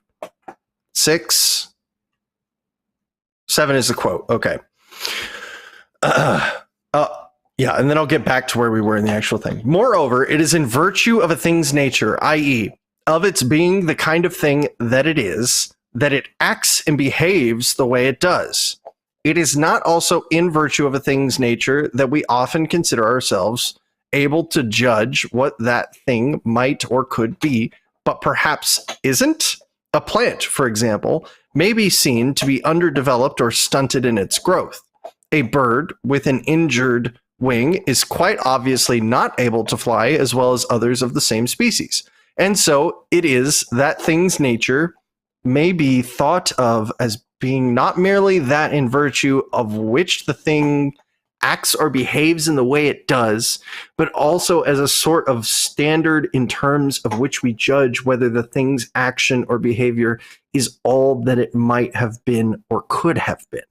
This is confirmation that he's collectivizing by species and not thinking in terms of the individual, because the only way you judge a small bird as a stunted bird is to compare it to the average of birds of the species. Now, remember that the species is a subjective line drawn around the genetic soup of living creatures that humans have created, which is another objective line circle drawn around the soup of quantum particles that exist in reality. Like, these are all like, okay, we're going to classify this clump of cells as a bird, and we're going to classify these clumps of cells inside of that classification as birds of a specific species, and then we're going to average all those together and point at one small one and say, oh, that one's stunted.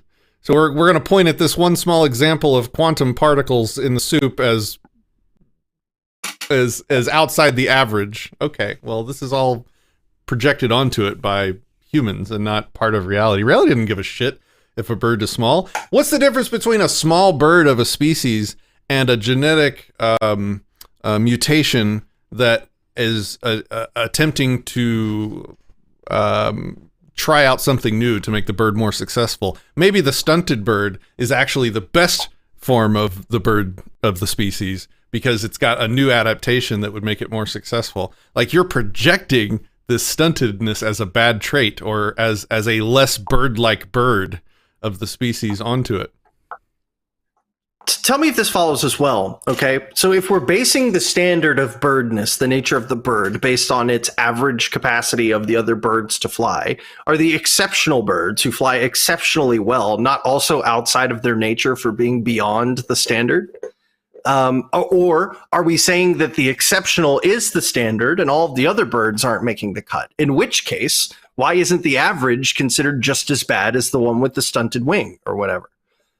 There's a lot of implications here that I don't think are as easily brushed aside as it may seem. Think of like animals over time evolving from water-borne creatures to land-based creatures. Like, there's going to be a middle ground in which the creatures are losing their capacity to swim well and gaining a capacity to walk well. So at what point you just want to pick one of those at a point in time and say, well, that's doing a terrible job at its nature of being a waterborne creature, and also a terrible job at its nature of being a landborne creature. It's like, no, it is what it is. There's no judgment in reality about that thing's nature. I mean, especially like when you collectivize it against other creatures, I guess is what I'm trying to say. The collectivizing against creatures is the weird part here too. Yeah, the generalizations are damning to the overall objective here, which is not a good place to be in. I'll pick up right at the bottom of page 11 again. In the case of man, the natural law ethic states that goodness or badness can be determined by what fulfills or thwarts what is best for man's nature. What fulfills or what thwarts what is best for man's nature. The natural law then elucidates what is best for man, what ends man should pursue that are the most harmonious with and best tend to fulfill his nature. In a significant sense, then, natural law provides man with a science of happiness. It's a virtue ethic, which the path will lead to his real happiness. In contrast, praxeology or economics, as well as the utilitarian philosophy with which this science has been closely allied, treat happiness in the purely formal sense as the fulfillment of those ends which people happen, for whatever reason, to place high on their scales of value. Satisfaction of those ends yields to man his utility, or satisfaction, or happiness. Value in the sense of valuation or utility is purely subjective and decided by each individual. This procedure is perfectly proper for the formal science of praxeology or economic theory, but not necessarily elsewhere. For in natural law ethics, ends are demonstrated to be good or bad for man in varying degrees. Value here is objective, determined by the natural law of man's being, and here happiness for mankind is considered in the commonsensical, contextual sense. Contentual. Wow. Not contextual. Contentual. Contentual sense. Sorry. Looking it up.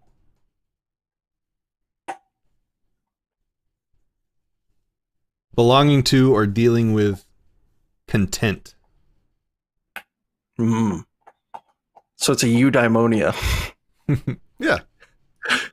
I sort of jokingly called it a virtue ethic earlier, but it really is giving those virtue ethic vibes of like, this is how you find happiness, not just being like a good person kind of thing.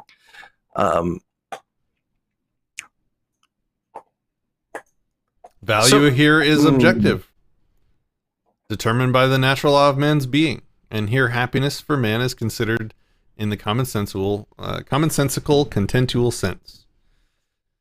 I can read some if you want. Sure, yeah.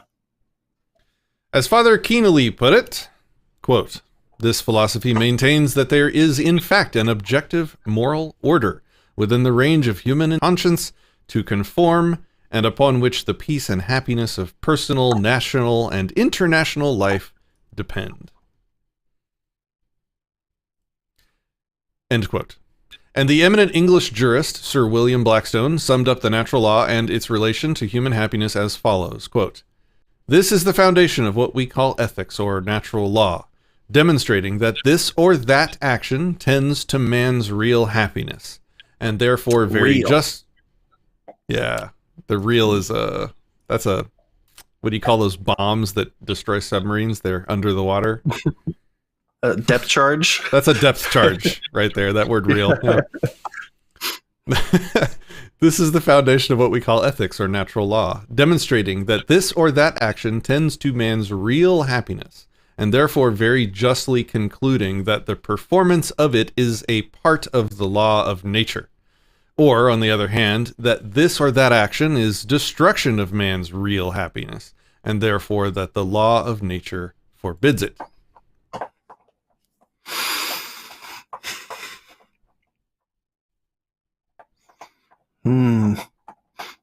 Not your silly subjective happiness, real happiness, true happiness, as prescribed by natural law.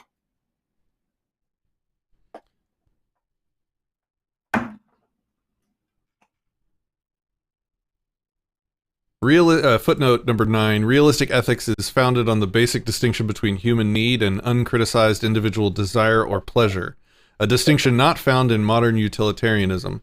The basic concepts of so-called naturalistic theories are psychological, whereas those of realism are existential and ontological. So it's based on human need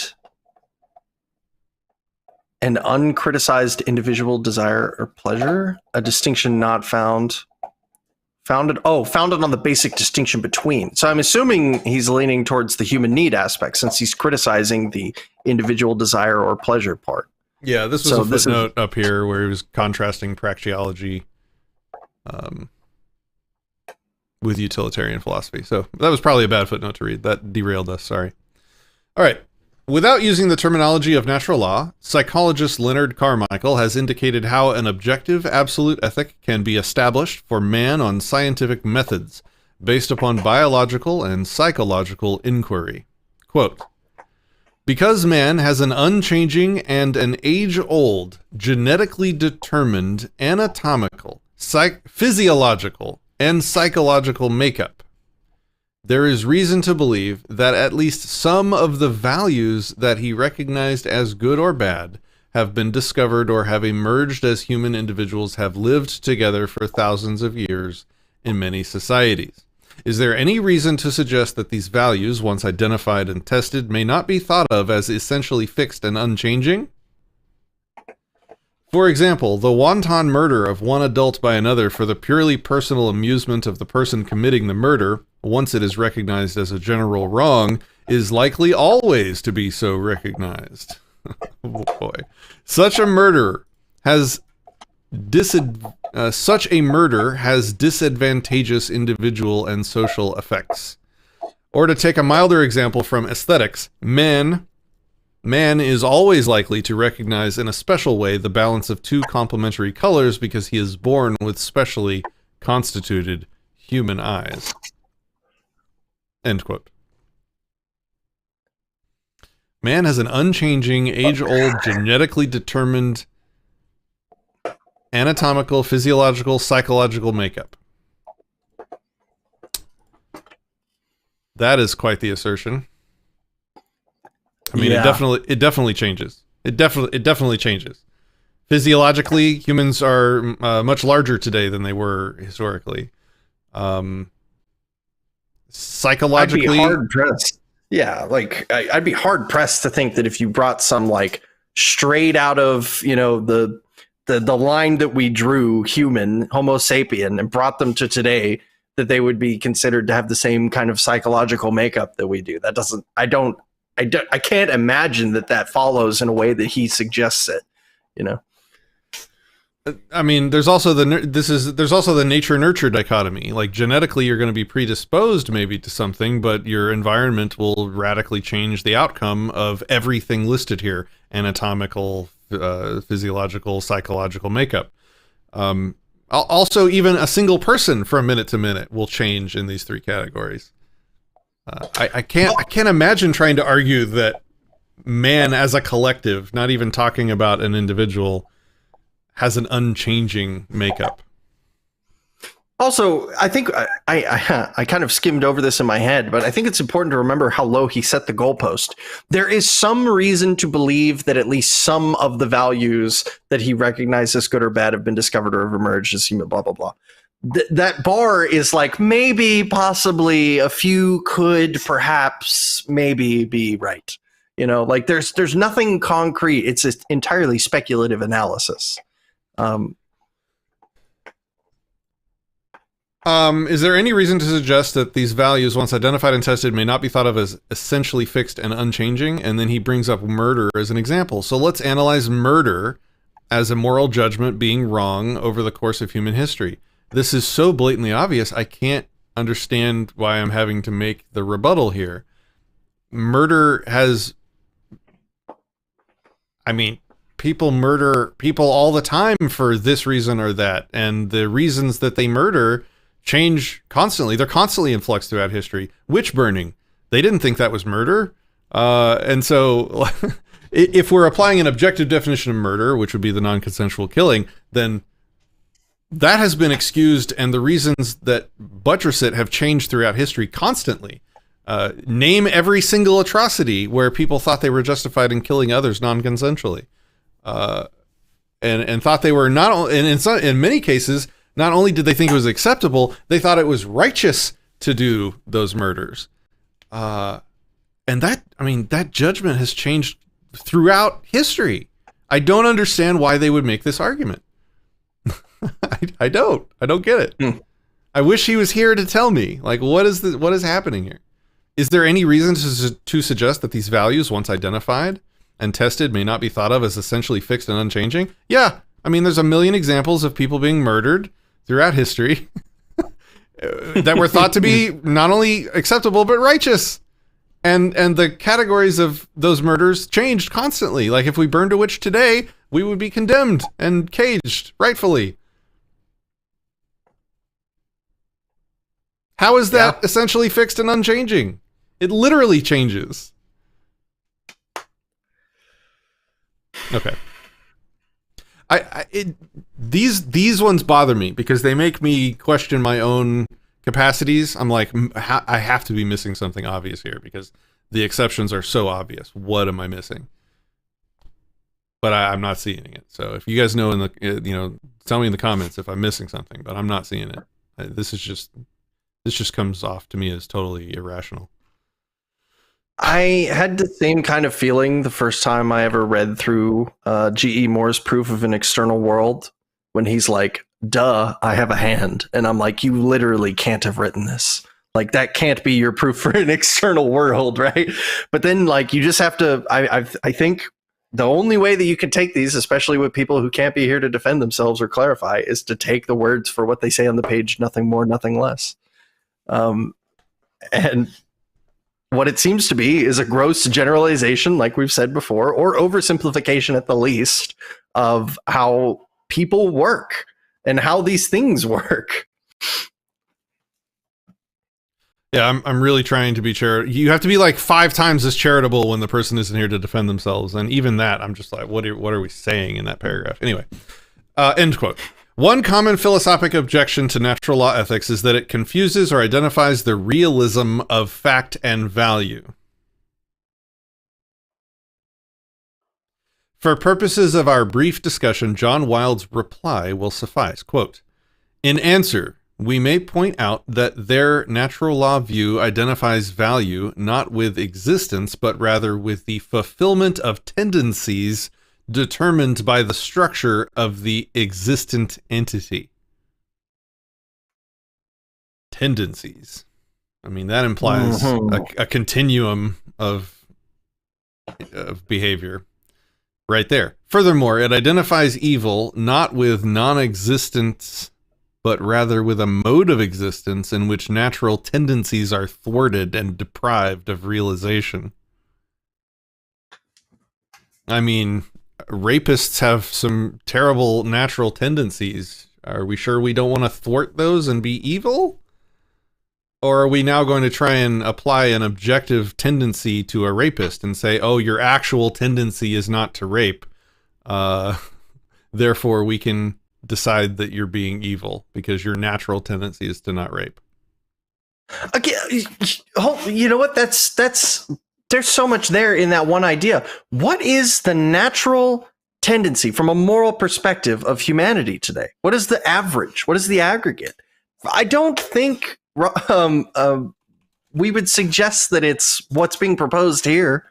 I don't think it would be the rational, the application of right reason in a way that produces good and happiness for these people, the best good for these people in their circumstances. I think it would, so if you're going to make these averages and generalizations and apply them in some circumstances, like say the physiological one with the birds, how can you not also apply that in a normative sense when it comes to humans?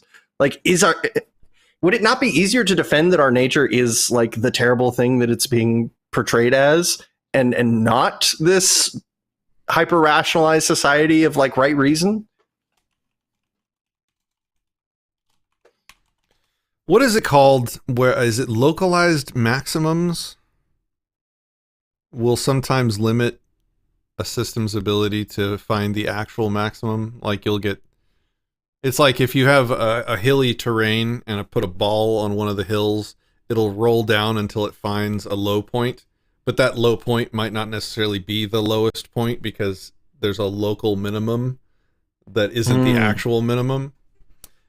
And, you know, when you talk about like, okay, you have a plant that has withering leaves because of lack of light, it could just be in a local minimum. It might not be in an evil state of existence that's unhealthy. It could just be, maybe the leaves that it grew were for the light that was there for that part of the season, and then for the next part of the season, it needs to grow leaves over here. But even like what I'm saying when I say it needs to do that is applying sort of, it's sort of normatively declaring what the plant needs to do to survive, which is a goal that I'm applying to it. So where in nature is it said that that plant is supposed to survive to be good? I mean, we're back to Hume's law there. I try and talk about it on their terms, and then I always spiral back down to Hume. It's like, oh yeah, you're all Hume. Blah, blah, blah, blah, Hume. I need a little mini desk guillotine that I can pull out and so I can cap it. I need a meme. I need a video meme that just like guillotines the screen. Ching. Yeah. That's what I need. Exactly. Hey, thank you, wife. Appreciate you. Whew. All right, she's running coffee for me. Ooh, nice. The young plant whose leaves are withering for lack of light is not non-existent. It exists, but in an unhealthy or privative mode. The lame man is not non-existent. He exists, but with a natural power partially unrealized. If the man is lame, he doesn't have a natural power. His nature is what it is. It's neither maximal nor minimal. It's just his current power. So it's not like he has a spiritual leg there that's just not there anymore, but the ghost of the leg is still there, ready to go. Yeah, if the withering plant could never ever be anything other than the withering plant, to what degree does it make sense to suggest it ever had a nature to be the average plant? Yeah, that was my point earlier. Yeah. Let's just say, I'm just kind of rephrasing it in a different way, but like, how could you say it was ever in its nature? It is distinctly unique. All right, let me get through this. We're getting stuck over and over on the same objections, it feels like. But I mean, naturally, right? Naturally. Furthermore, it identifies evil not with non-existence, but rather with a mode of existence in which natural tendencies are thwarted and deprived of realization. I'm going to highlight that. The young plant whose leaves are withering for lack of light is not non-existent. It exists, but in an unhealthy or privative mode. The lame man is not non-existent. He exists, but with a natural power partially unrealized. So because he has unrealized power, does that make him bad or not good? That's when you're not talking about decisions one is making, this falls apart a little bit. This metaphysical objection is based upon the common assumption that existence is fully finished or complete. But what is good is the fulfillment of being. Says who? Guillotine. Shing. Yep. After stating that ethics, for man as for any other entity, are determined by investigating verifiable existing tendencies of that entity, Wilde asks a question crucial to all non-theological ethics, quote, "Why are such principles felt to be binding on me?" End quote. How do such universal tendencies of human nature become incorporated into a person's subjective value scale? Because, quote, "the factual needs which underlie the whole procedure are common to man. The values founded on them are universal. Hence, if I made no mistake in my tendential analysis of human nature, and if I understand myself, I must exemplify the tendency, and I must feel it subjectively as an imperative urge to action." Oh, David Hume. is the philosopher supposed by modern philosophers to have effectively demolished the theory of natural law?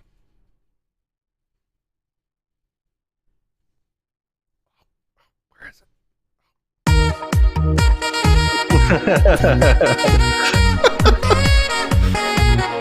I get a copyright strike every time I play that 4-second clip because YouTube's a piece of crap. Anyway, let's see. David Hume is the philosopher supposed by modern philosophers to have effectively demolished the theory of natural law. Hume's demolition was two-pronged. The raising of the alleged fact-value dichotomy, thus debarring the inference of value from fact, and his view, literally 2/3 of the page is a footnote. 15 might be worth coming back to because it addresses the guillotine. So okay, let me finish it and then we'll read. Yeah, all right. Thus debarring the inference of value from fact, and his view that reason is and can only be a slave to the passions.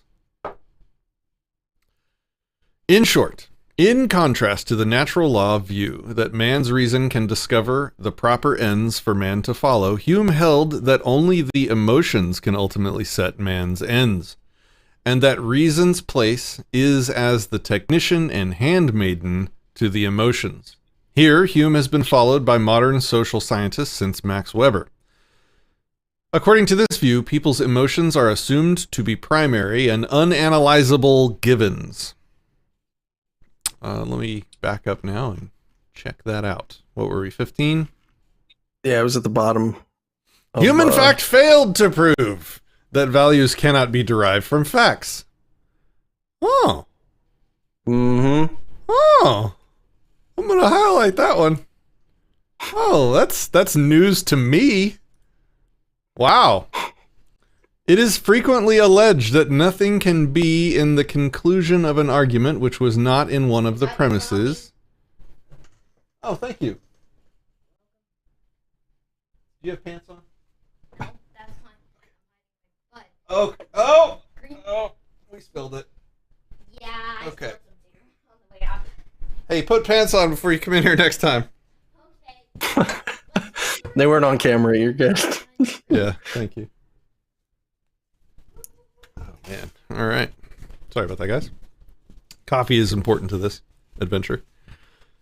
Hume, in fact, failed to prove that values cannot be derived from facts. It is frequently alleged that nothing can be in the conclusion of an argument which was not in one of the premises, and that, therefore, an ought conclusion cannot follow from descriptive premises. But a conclusion follows from both premises taken together. The ought need not be present in either one of the premises so long as it has been validly deduced. To say that it cannot be so deduced simply begs the question. Then do it. Sorry. Yeah. Show me the proof. This is a nothing burger rejection. This is a nothing burger rejection. Do it. Simply do it then. Yeah, show me the logical proof with two premises that establish an ought in the conclusion.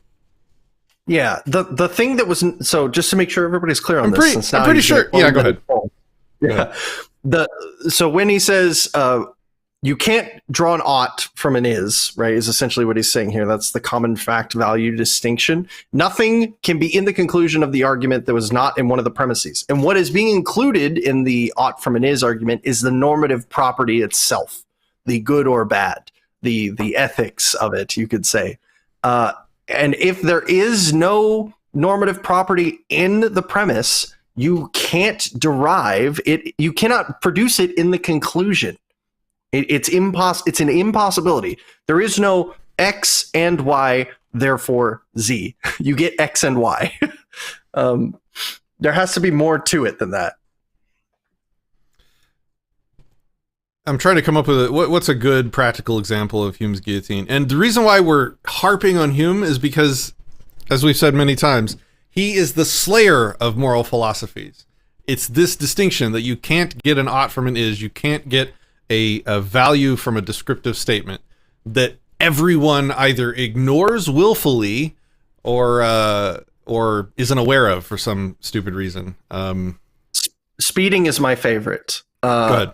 Driving fast makes you more likely to crash. Therefore, you ought not speed. That requires an implicit ought that says you ought not crash. Otherwise, the statement doesn't function. It doesn't follow. It doesn't rationally adhere. So that's a perfect example. There's no way you can take the statement speeding increases your likelihood of getting into a crash and therefore derive a normative fact from that. You can't. It's purely descriptive. You have to have a goal as one of the premises. Like, crashing is bad. If you speed, you're more likely to crash. Therefore, speeding is bad. Like, that's the goal statement in the premises is what's missing. And you can't get to the ought without the goal statement. Yeah. There's always an implied ought. In any is to ought bridge, there's always an implied ought, which makes it fail. This is the whole core disagreement right here. Like, if he honestly believes that Hume failed, and that, I mean, maybe I need to read Philippia R. Foote's Virtues and Vices from 1978. Have you read this? I have not. I have Page not. 99 to 105. 99 to 105. Oh, it's right here. Let's see. Let's see if I can. All right, yeah, Google it real quick. let's kill. Oh, I also, if you can't, I might be able to get it. A couple extra accesses to these things. So this is important enough. This is fundamental. Yeah. This is a fulcrum where he's either right or wrong here. So this is important. All right, I found it. 99 to 105.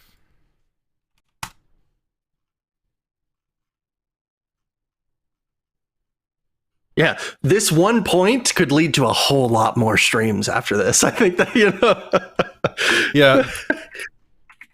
This is actually probably some thick reading. Should we do it now, or do we do a separate stream on it? What do you guys want in chat? Tell me. You want to digress into Philippina Foote's Hume's disproof, or do you want to continue on and get through Rothbard? The only thing I will say is that I know Hume is going to come up a lot more during this. And if he's going to reject it and say, here's my reason for the rejecting, that could be pretty huge. But okay. Well, let's read it and see if it's looking good. I'm not going to change the screen share. I'm just going to read it from this PDF here. Do you have a link you could send in Telegram or something? Yeah. I'll put it in chat as well. Chat, and Telegram. All right. She says, I propose now to consider what was called assumption, which said that a man might always refuse to accept the conclusion of an argument about values because what counted as evidence for other people did not count for him. Assumption could be true even if assumption 2 could be true even if assumption 1 were false, for it might be that once a particular question of values, say a moral question, had been accepted, any disputant was bound to accept particular pieces of evidence as relevant, the same pieces as everyone else, but that he could always refuse to draw any moral conclusions whatsoever or to discuss any questions about which introduced moral terms. Or to discuss any questions which introduced moral terms. Nor do we mean, quote, he might refuse to draw the conclusion in the trivial sense in which anyone can perhaps refuse to draw any conclusion. The point is, I'm not sure if I'm in the right place. This is a 161-page document, and the pages are not numbered in the PDF. So I'm just, I went to page 99 in the PDF, but who knows if that's the actual page 99. Hold on one second.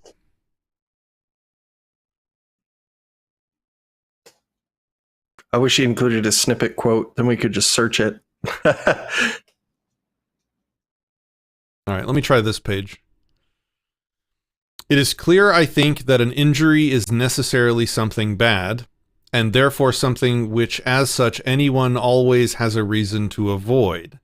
And philosophers will therefore be tempted to say that anyone who uses injury in its full action-guiding sense commits himself to avoiding the things he calls injuries.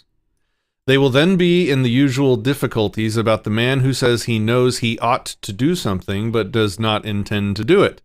Perhaps also about weakness of the will. Suppose that instead we look again at the kinds of things which count as injuries, to see if the connection with the will does not start here. As has been shown, a man is injured whenever some part of his body, in being damaged, has become less well able to fulfill its ordinary function. It follows that he suffers a disability, or is liable to do so. With an injured hand, he will be less well able to pick things up, hold on to them, tie them together, or chop them up, and so on. With defective eyes, there will be 1,000 other things he is unable to do, and in both cases, we should naturally say that he will often be unable to get what he wants to get, or avoid what he wants to avoid. Philosophers will no doubt seize on the word want, and say that if we suppose that a man happens to want the things which an injury to his body prevents him from getting, we have slipped in a supposition about a pro-attitude already, and that anyone who does not happen to have these wants can still refuse to use injury in its prescriptive or action-guiding sense. And so it may seem that the only way to make a necessary connection between injury and the things that are to be avoided is to say that it is used in an action-guiding sense only when applied to something the speaker intends to avoid.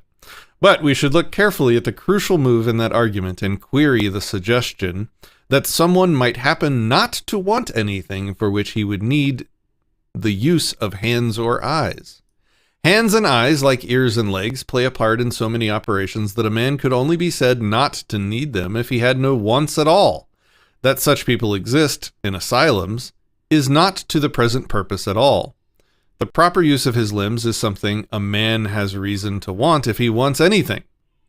I do not know just what someone who denies this proposition could have in mind. Perhaps he is thinking of changing the facts of human existence so that merely wishing, or the sound of the voice, will bring the world to heel. More likely he is proposing to rig the circumstances of some individual's existence within the framework of the ordinary world, by supposing, for instance, that he is a prince whose servants will sow and reap and fetch and carry for him, and so use their hands and eyes in his service that he will not need the use of his.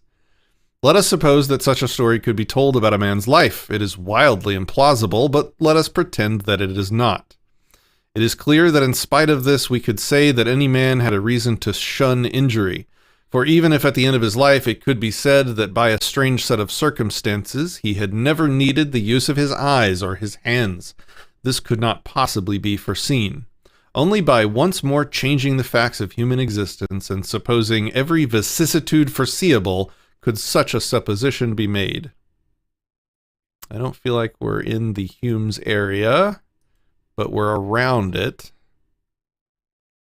I'm just going Page 90 seems to start with, it would not be an exaggeration to say that the whole moral philosophy, as it is now widely taught, rests on the contrast between statements of facts and evaluations. Well, technically it starts with something else, but that's a preface to a preface.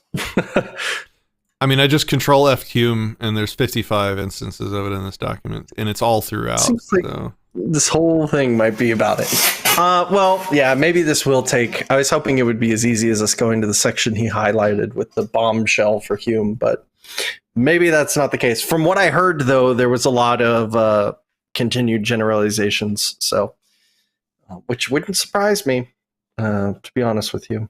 But yeah, this is I'm definitely gonna read this PDF later. I'm not finding the pages aren't numbered in the PDF, so I can't get to the 6 pages that Rothbard is highlighting, unfortunately. Well, I mean, yeah, I don't know. I think we have to leave it there for now. Are you good with that? yep, we tried. All right. Unfortunate. Okay. Strategic says, who defines what is proper use of limbs? Yes, exactly. That's what I was talking about with like the generalization thing again. It seems like, again, I'm not surprised that kindred spirits in this regard would cite one another, but It's from what I heard, it seems to be a continuation of this idea of like a purpose or a nature or an objective or something that is like universal in these instances, and that to want anything else other than it is to be wrong. So it's a teleological break in from what I can see as real. Or maybe just an epistemological break, like they think they can know or discern a thing's nature. And I think it's probably a product of inference, honestly. Like, I mean, I think they're saying I think it's based off of flawed inference on top of that, but it seems to be they see all ravens are black, therefore all ravens are black. Like, that's true up until you find a blue raven. And what we've been doing is showing a bunch of blue ravens. So that's the flaw in the inference. Yeah. And again, pointing out the collectivization of ravens as an arbitrary category of birds. Yeah. All right. Professor Hesselberg has shown, however, that Hume, in the course of his own discussions, was compelled to reintroduce a natural law conception into his social philosophy, and particularly into his theory of justice, thus illustrating the Gibb of Etienne Gilson. Quote, "The natural law always buries its undertakers." End quote. For Hume, in Hesselberg's words, quote, "recognized and accepted that the social order is an indispensable prerequisite to man's well-being and happiness, and that this is a statement of fact." End quote. The social order, therefore, must be maintained by man. What do you think about Hume's assertion that they mentioned in that last paragraph? Man's reason can only discover the proper ends for man to follow, and that Hume held only the emotions can set man's ends, and that reason's place is as the technician and handmaiden to the emotions. I think that's a predilection, but not a necessity. Like, he states it as a universal fact. I think, like, that might be the default, but I mean, we can certainly elevate. We can choose to follow reason, right? Well, Hume talks about emotions in like a very particular way, where he sees emotion as like not just like sadness or happiness or etc., but like every thought, impulsive or intentional, that isn't like itself a quote unquote reasonable act, right? Or reasonable outcome in itself. Like, it wasn't something you process through. It's an inclination of some kind. So bringing this back to anti-subjectivism, we could say it's the arbitrary selection to follow an ethical theory is in itself like an emotive response that you then build reason out of to follow good ethics. So typically I would agree with Hume, but in this circumstance, but it is using emotion in like a very non-colloquial way. It's like a very everything that's not what you would consider reason kind of way. Hesselberg continues, "But a social order is not possible unless man is able to conceive what it is, and what its advantages are, and also conceive those norms of conduct which are necessary to its establishment and preservation, namely, respect for another's person and for his rightful possessions, which is the substance of justice. But justice is the product of reason, not the passions. And justice is the necessary support of the social order. And the social order is necessary to man's well-being and happiness. If this is so, the norms of justice must control and regulate the passions, and not vice versa." End quote. Hesselberg concludes that, quote, "Thus Hume's original primacy of the passions thesis is seen to be utterly untenable for his social and political theory, and he is compelled to reintroduce reason as a cognitive normative factor in human social relations." End quote. Indeed, in discussing justice and the importance of the rights of private property, Hume was compelled to write that reason can establish such a social ethic. Quote, "Nature provides a remedy in the judgment and understanding for what is irregular and uncommodious in the affections." End quote. In short, reason can be superior to the passions. We have seen from our discussion... Go ahead. It's not a big deal, but I don't think that's what Hume was saying in that way. I find this to be incredibly uncharitable. That's what I'll say. I agree. I didn't want to belabor it because kind of a tangent, but yeah, there's definitely some butt hurts about Hume because but I think they recognize that Hume destroyed this philosophy, and so they're butt hurt about it, and we're seeing that uncharitableness flow from the butt pains. That's how's that for a philosophical analysis? There's butt pains afoot here. We have seen from our discussion that the doctrine of natural law, the view that an objective ethics can be established through reason, has had to face two powerful groups of enemies in the modern world, both anxious to denigrate the power of man's reason to decide upon his destiny. These are the fideists. I think it's the same word as earlier. Yeah, I think it's fideists, though. That makes sense. Deists, fideists, because it's talking about God as the ultimate reason, or faith as the proper way to reason.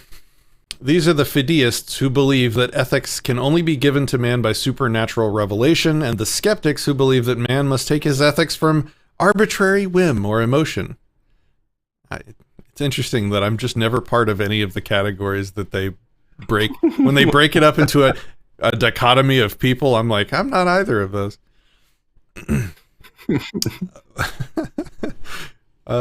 We may sum up with Professor Grant's harsh but penetrating view of, quote, the strange contemporary alliance between those who doubt the capacity of human reason in the name of skepticism, probably scientific in origin, and those who denigrate its capacity in the name of revealed religion.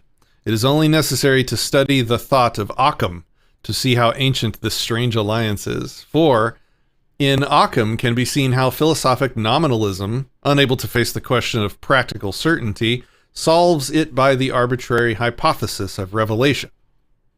Revelation. The will, detached from the intellect as it must be in nominalism, can seek certainty only through such arbitrary hypotheses. The interesting fact historically is that these two anti-rationalist traditions, that of the liberal skeptic and the Protestant revelationist, should originally have come from two opposite views of man. The Protestant dependence upon revelation arose from a great pessimism about human nature. The immediately apprehended values of the liberal originate in great optimism. Yet, after all, is not the dominating tradition in North America a Protestantism which has been transformed by pragmatic technology and liberal aspirations? End quote. Liberal. All right. Goddamn that liberal. That was part 2. Ladies and gentlemen, we made it. 16 pages in. It only took us 2.5 hours. Yeah, but that was the hard part. Hold on. What are we looking at here? Wait, aren't we still in parts of part 1? Yeah, we are. We're in chapter 3 of part 1. Oh, we're halfway through. I revoke that bat pack. All right. Or the back pat. Yeah. All right. Natural law versus positive law. I can take over if you want, or if you need. Yes, go ahead. Yeah, I'll take over for a bit. Yeah. Okay. Let me get back up here. Oh, this one's short. Okay, I'll give you a breather. Well, it's a lot of words, though. We'll see. Less footnotes, maybe. If then the natural law is discovered by reason from the basic inclination of human nature, absolute, immutable, and universal validity for all times and places. Holy crap. Wow. Right back to Passio on that one. Yeah. It follows that the natural law provides an objective set of ethical norms by which to gauge human actions at any time or place. The natural law is, in essence, a profoundly radical ethic. Hold on. Okay, we got to pump the brakes. We made it one sentence in. Woo! I haven't seen a period yet. I don't think it's been a sentence. Yeah. Okay. We have made a sentence. Yeah. All humans in all times and all places all follow the same natural ethic and have the same nature. Does this come back to the proposed immutable qualities of man, like physiologically, psychologically? Is that what all this is rooted in? So that has to be where the universality is derived from, right? Yes. Yep. The immutable universality. Yep. All times and places. Okay, well, we already covered that, so I'm not going to go too far into it, but I felt like I couldn't not say, like, hold on, we have to talk about this. So Yeah, so at this point, like, they've laid the foundation, and they're probably going to start to build the building on top of the foundation. And I think I'll just plant a flag here. We've already shown the problem with the foundation.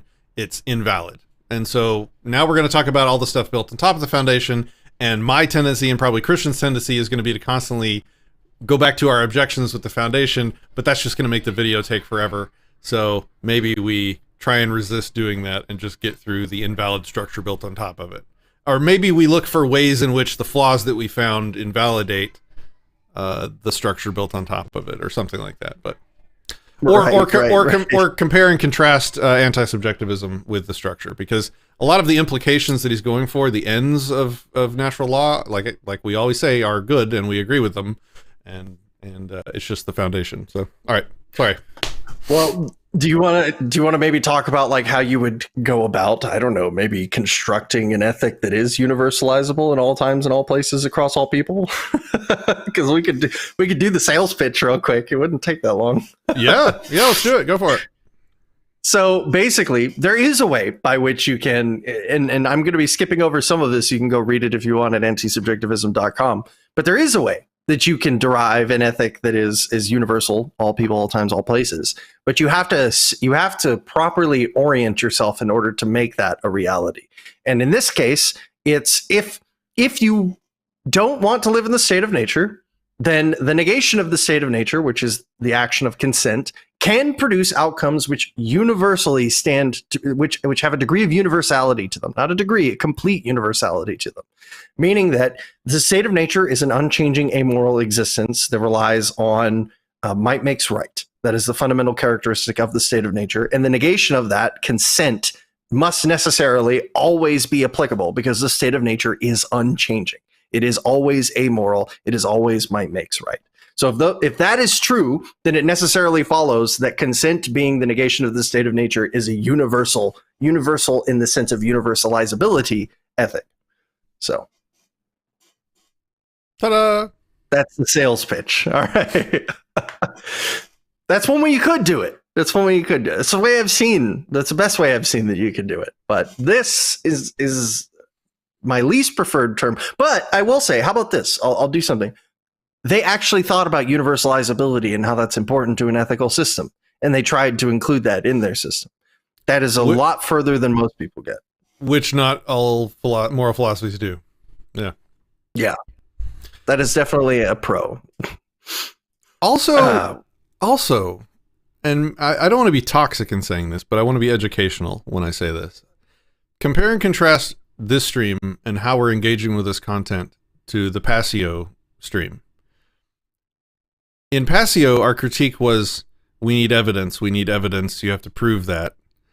And in this stream, we are able to really sink our teeth in more and dive into all the little nuances of the arguments and that are being provided. And we're reading, footnotes that go off into other studies of other ethical premises.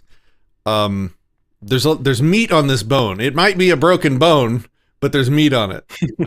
So I don't say that just to take a shot at Passio. It's just that I got a lot of negative reaction to my conclusion to the Passio stream when I said that this isn't even a science. This isn't even a philosophy. This is story time with Mark Passio, because it didn't contain the meat that is here. It's at least an attempt at philosophy here, right? Would you agree with that, Christian? Yeah, 100%. Yeah, I mean, for the sake of maintaining the same tone, I will say that, yes, we still are sometimes saying, like, you need to substantiate that, et cetera, yada, yada, but we're able to engage with it on a level that there was nothing to engage with in the previous marathon stream that we did. Here, there's stuff we can engage with. We can bounce ideas across. We can try to look for where their thought patterns are coming from, instead of just literally like, what is any of this? What even is this? Yeah. Oh, another thing that is important here is that consistently, repeatedly throughout this text, he has counterattacked criticisms proactively of the philosophy. Like he said, people will say this. Well, here's the rebuttal. People might say that. Well, here's the rebuttal. And then he knows that Hume is a problem. And so he took time trying to at least defend against that. He failed completely, I think. But at least he tried. And at least he knew that that was a problem to be dealt with. Personally, I think you should have just said it to their face. That's a joke only people who are in the Passio stream will get. So Passiotic evidence. Yep. Passiotic evidence. He just had to say it to their face. That's right. Okay. All right. That's enough. Yeah. The natural law is, in essence, a profoundly radical ethic, for it holds the existing status quo, which might grossly violate natural law, up to the unsparing and unyielding light of reason. In the realm of politics or state action, the natural law presents man with a set of norms which may well be radically critical of existing positive law imposed by the state. I like the distinction there. Positive law. At this point, we need only stress that the very existence of a natural law discoverable by reason is a potentially powerful threat to the status quo and a standing reproach to the reign of blindly traditional custom or the arbitrary will of the state apparatus. I finally feel like we're about to get to the part where we get to start agreeing with Rothbard. I'm kind of excited. I'm like, yep, okay. Yeah. Yes. In fact, the legal principles of any society can be established in three alternate ways. A, by following the traditional custom of tribe or community. Lawyers in the house will know this. Common law is cited all of the time. B, by obeying the arbitrary ad hoc will of those who rule the state apparatus. Or C, by the use of man's reason in discovering the natural law. Okay. In short, by slavish conformity to custom, by arbitrary whim, or by use of man's reason. These are essentially the only possible ways for establishing positive law. Here we may simply affirm that the latter method is at once the most appropriate for man at his most nobly and fully human, and the most potentially revolutionary vis-a-vis any given status quo. Cool. I mean, I like, all of the objections that I could say to this are things that we've said a dozen times already, but in our century, I mean, obviously we think there's a fourth option, but yeah. I don't know about looking into man's nature for finding positive law or anything like that, but okay. Yeah. In our century, widespread ignorance of and scorn for the very existence of the natural law has limited people's advocacy of legal structures to A or B, or some blend of the two. This even holds for those who try to hew a policy of individual liberty. Thus, there are those libertarians who would simply and uncritically adopt the common law, despite its many anti-libertarian flaws. Others, like Henry Hazlitt, would scrap all constitutional limitations on government to rely solely on the majority will as expressed by the legislature. Neither group seems to understand the concept of a structure of rational natural law to be used as a guidepost for shaping and reshaping whatever positive law may be in existence. Those Henry two Hazlitt places sound was like a dumb. yeah. Big dumb. It's the democracy dystopia. Yeah. God. While natural law theory has often been used erroneously in defense of the political status quo, its radical and revolutionary implications were brilliantly understood by the great Catholic libertarian historian Lord Acton. Acton saw clearly that the deep flaw in the ancient Greek and their later followers' conception of natural law political philosophy was to identify politics and morals, and then to place the supreme social moral agent in the state. From Plato and Aristotle, the state's proclaimed supremacy was founded in their view that morality was undistinguished from religion and politics from morals. And in religion, morality and politics, there was only one legislator and one authority. Acton added that the Stoics developed the correct non-state principles of natural law political philosophy, which were then revived in the modern period by Grotius and his followers. From that time, it became possible to make politics a matter of principle and of conscience. The reaction of the state to this theoretical development was horror. When Cumberland and Puffendorf unfolded the sounds true like significance houses at what is it? Harry Potter. Harry Potter houses. Yeah. Yeah. 10 points to House Puffendorf. Sorry, good.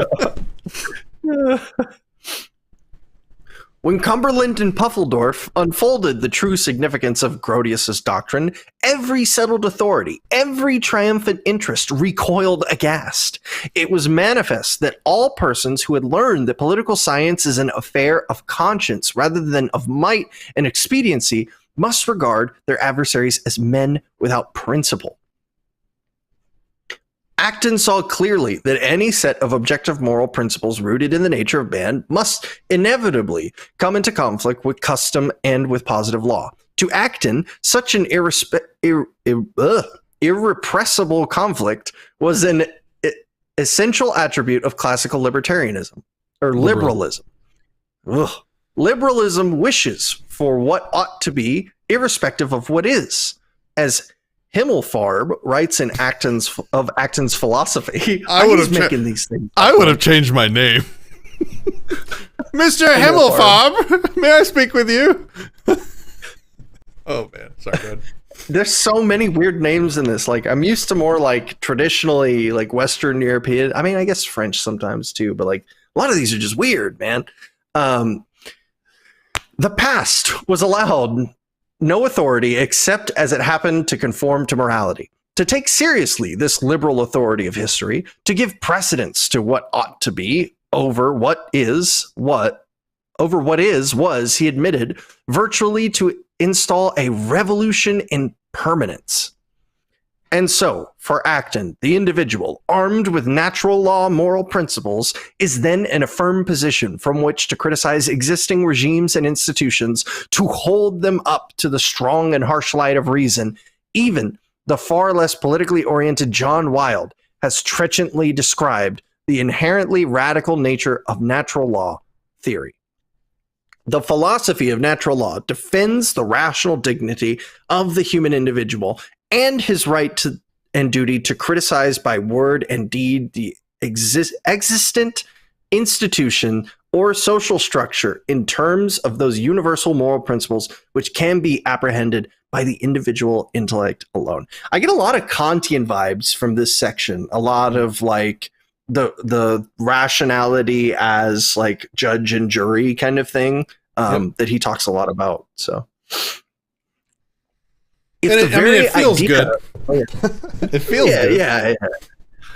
Yeah. I mean, like we can level the same criticisms of these institutions from a anti-subjectivist perspective. Like what these government agents are state of nature beings. They put controls on us on pain of death, not by consent.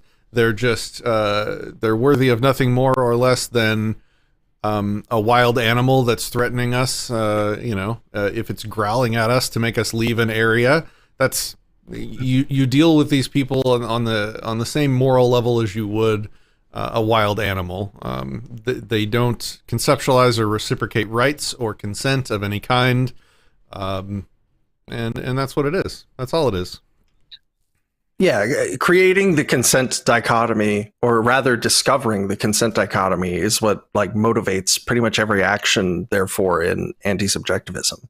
Whereas in this case, it's the elucidation of natural law is what motivates their prescriptions against the state and stuff like that. In theory, if natural law came out another way, we would see a totally different work here. But to them, natural law's primacy of rationality leads to these kinds of outcomes. So,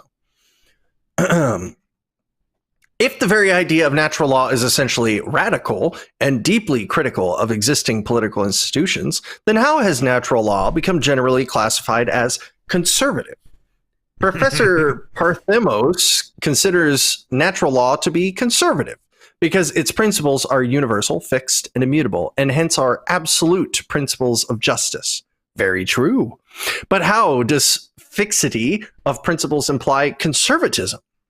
On the contrary, the fact that natural law theorists derive from the very nature of man a fixed structure of law, independent of time and place, or of habit, or authority, or group norms, makes that law a mighty force for radical change.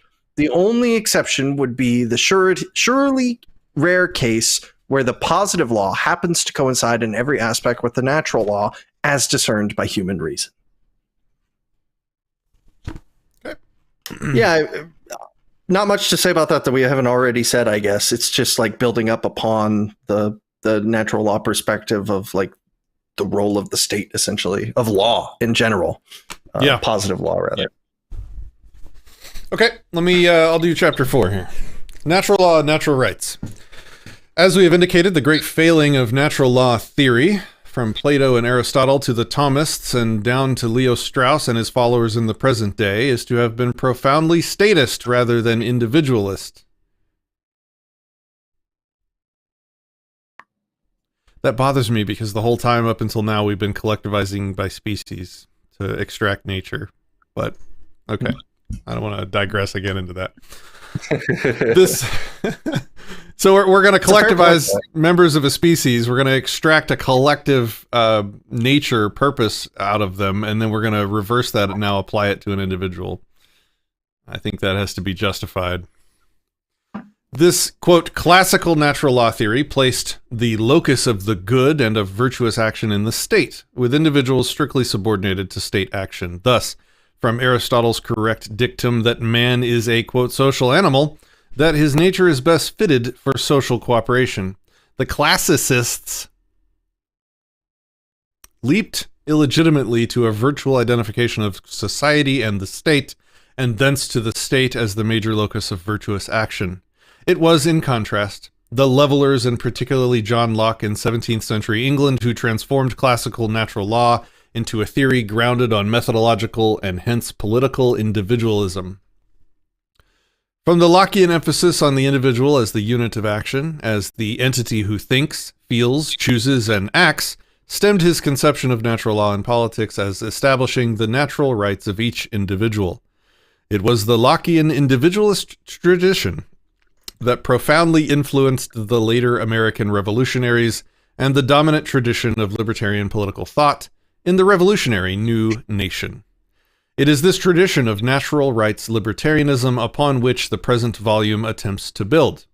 Locke's celebrated Second Treatise on Government was certainly one of the first systematic elaborations of libertarian, individualistic, natural rights theories. Indeed, the similarity between Locke's view and the theory set forth below will become evident from the following passage. Quote, "Every man has a property in his own person. This nobody has any right to but himself.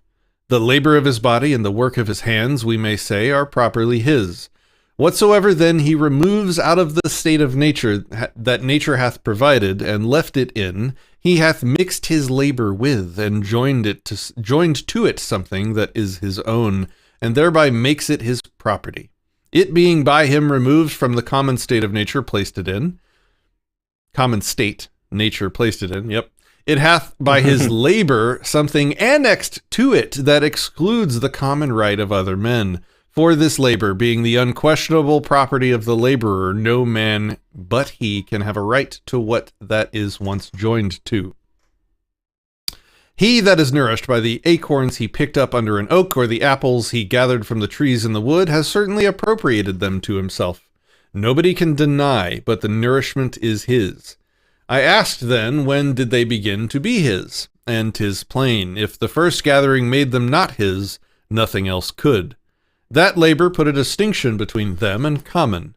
That added something to them more than nature, the common mother of all, had done, and so they become his private right. And will anyone say he had no right to those acorns or apples he thus appropriated, because he had not the consent of all mankind to make them his? If such a consent as that was necessary, man had starved, notwithstanding the plenty God had given him. We see in commons which remain so by compact, that 'tis the taking part of what is common, and removing it out of the state nature leaves it in, which begins the property, without which the common is of no use." End quote. So this highlights actually a point of disagreement with Locke, right, where he uses the labor theory of value and labor as a valid form of property, which it isn't, to justify property. Labor is not a thing that exists. You cannot mix your labor with something. Labor is not a valid form of property, so when you mess with something in reality, there's nothing magical about the labor being injected to it that attaches it to you. The neo-Lockean property norm, as I and others have been calling it, is just boiling all this down. You know, the 3 rules that Locke gives for how to homestead or come to own something in nature, which is, you know, get there first, separate it from nature, mix your labor with it, has been boiled down to just make first use of a thing. Get there first, make first use of a thing. Much simpler, much less contentious, much less, cause for much less rivalrousness, making it a better system of property qua property systems. All right. Anyway, that was a digression into Locke, but I was going to ask if we wanted to bring it up anyways. Yeah. Labor is like an inherently ephemeral thing. So. Yep. It should not be surprising that Locke's natural rights theory, as historians of political thought have shown, was riddled with contradictions and inconsistencies. After all, the pioneers of any discipline, any science, are bound to suffer from inconsistencies that lacunae? I'm looking that up. Hold on.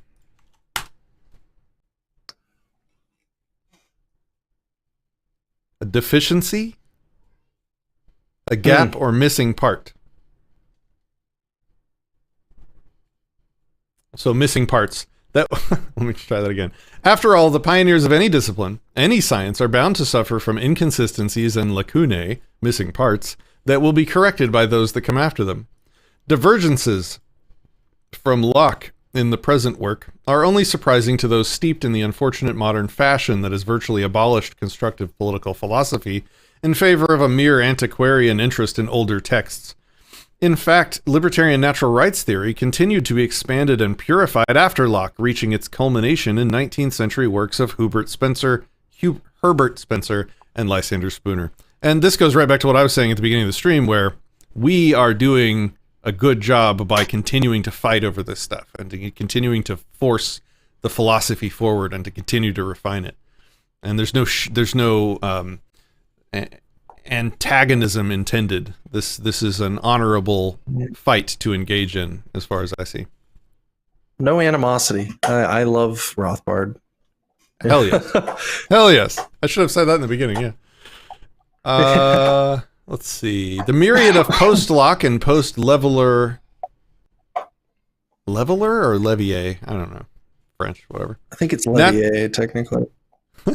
Natural rights theorists made clear their view that these rights stem from the nature of man and of the world around him. A few strikingly worded examples. 19th century German-American theorist Francis Leiber, in his earlier and more libertarian treatise, wrote, quote, "The law of nature or natural law is the law, the body of rights, which we deduce from the essential nature of man," end quote. And the prominent 19th century American Unitarian minister, William Ellery Channing, quote, "All men have the same rational nature and the same power of conscience and are all equally made for indefinite improvement of these divine faculties and for the happiness to be found in their virtuous use." I mean, seems clearly wrong. Moving on. And Theodore Woolsey, one of the last of the systematic natural rights theorists in 19th century America, natural rights are those, quote, "which by fair deduction from the present physical, moral, social, religious characteristics of man, he must be invested with in order to fulfill the ends to which his nature calls him." If, as we have seen, natural law is essentially a revolutionary theory, then so a fortiori is its individualist natural rights branch. As the 19th century American natural rights theorist Elisha P. Hurlbut put it, quote, "The laws shall be merely declaratory of natural rights and natural wrongs, and whatever is indifferent to the laws of nature shall be left unnoticed by human legislation, and legal tyranny arises whenever there is a departure from this simple principle," end quote. A notable example of the revolutionary use of natural rights is, of course, the American Revolution, which was grounded in a radically revolutionary development of Lockean theory during the 18th century. The famous words of the Declaration of Independence, as Jefferson himself made clear, were enunciating nothing new, but were simply a brilliantly written distillation of the views held by the Americans of the day. Quote, "We hold these truths to be self-evident, that all men are created equal, that they are endowed by their Creator with certain unalienable rights, that among these are life, liberty, and the pursuit of happiness." The more common triad at the time was life, liberty, and property. That to secure these rights, governments are instituted among men, deriving their just powers from the consent of the governed. That whenever any form of government becomes destructive of these ends, it is the right of the people to alter or to abolish it, end quote. Shout out to the Declaration of Individual Independence, which is a document that it was a project that I started years ago. A bunch of people, I think over 50 people, contributed to. It took the words of the Declaration of Independence and it made them individual and non-collective. It removed the collectivism from the Declaration of Independence. It turned out to be a very powerful document. We've done videos about it on this channel. You can search for it, Declaration of Individual Independence, and you can also find the document, which has now been translated into like 4 languages, and I think actually German is in progress as we speak. So shout out to that. Particularly striking is the flaming prose of the great abolitionist William Lloyd Garrison, applying natural rights theory in a revolutionary way to the question of slavery. Quote, "The right to enjoy liberty is inalienable. Every man has a right to his own body, to the products of his own labor, to the protection of law. That all these laws which are now in force, admitting the right of slavery, are therefore before God utterly null and void, and therefore they ought instantly to be abrogated," end quote. We shall be speaking throughout this work of rights, in particular the rights of individuals to property in their persons and in material objects. But how do we define rights? Right has cogently and trenchantly been defined by Professor Sadowski. All right, here we go. I'm interested here. Quote, "When we say that one has the right to do certain things, we mean this and only this: that it would be immoral for another, alone or in combination, to stop him from doing this by the use of physical force or threat thereof. We do not mean that any use a man makes of his property within the limits set forth is necessarily a moral use," end quote. I think it's a terrible definition of rights. It doesn't actually speak to what they are or how they function in the world. Do you want to say anything? I'll go over how I define rights if you want. Yeah, it pretty much tells us nothing at all. It's a nothing burger. I know I've said that a couple times, but I mean, I'm sorry. A nothing burger is a nothing burger. It would be immoral for another alone in his combination to stop him from doing this by use of physical force or threat thereof. I guess that kind of speaks to the nature of like what a right functions as. But then the second part, we do not mean to make any use, or we do not mean that any use a man makes of his property within the limits set forth is necessarily a moral use. I don't see how there could be a right that isn't implied in some moral positive way, but maybe that's me bringing some baggage in. I don't know. I worked really hard for years on this definition and have evolved it and refined it as I went, and was challenged by many people on it. This is the best definition of rights that I've ever seen. Rights are mutual reciprocal understandings between, and that should be afforded to, all beings who are or will become apperceptive to both A, advanced conceptual... I can't even talk. I've been talking for hours now, right? Let me start over. Rights are mutual reciprocal understandings between, and that should be afforded to all beings who are or will become apperceptive to both advanced conceptualization and to gratification deferral and long-term future planning, and should exclude those who do not reciprocate them. Now, that's a very wordy, big word definition, but all it means is that rights are nothing more than agreements that you make between people that want to reciprocate the agreements. I will not punch you if you agree to not punch me. If you stop reciprocating that agreement and punch me, well, all bets are off. I have no onus on me to not punch you, and I have no onus to respect your rights if you're not going to reciprocate and respect mine. That, in reality, is how rights actually function.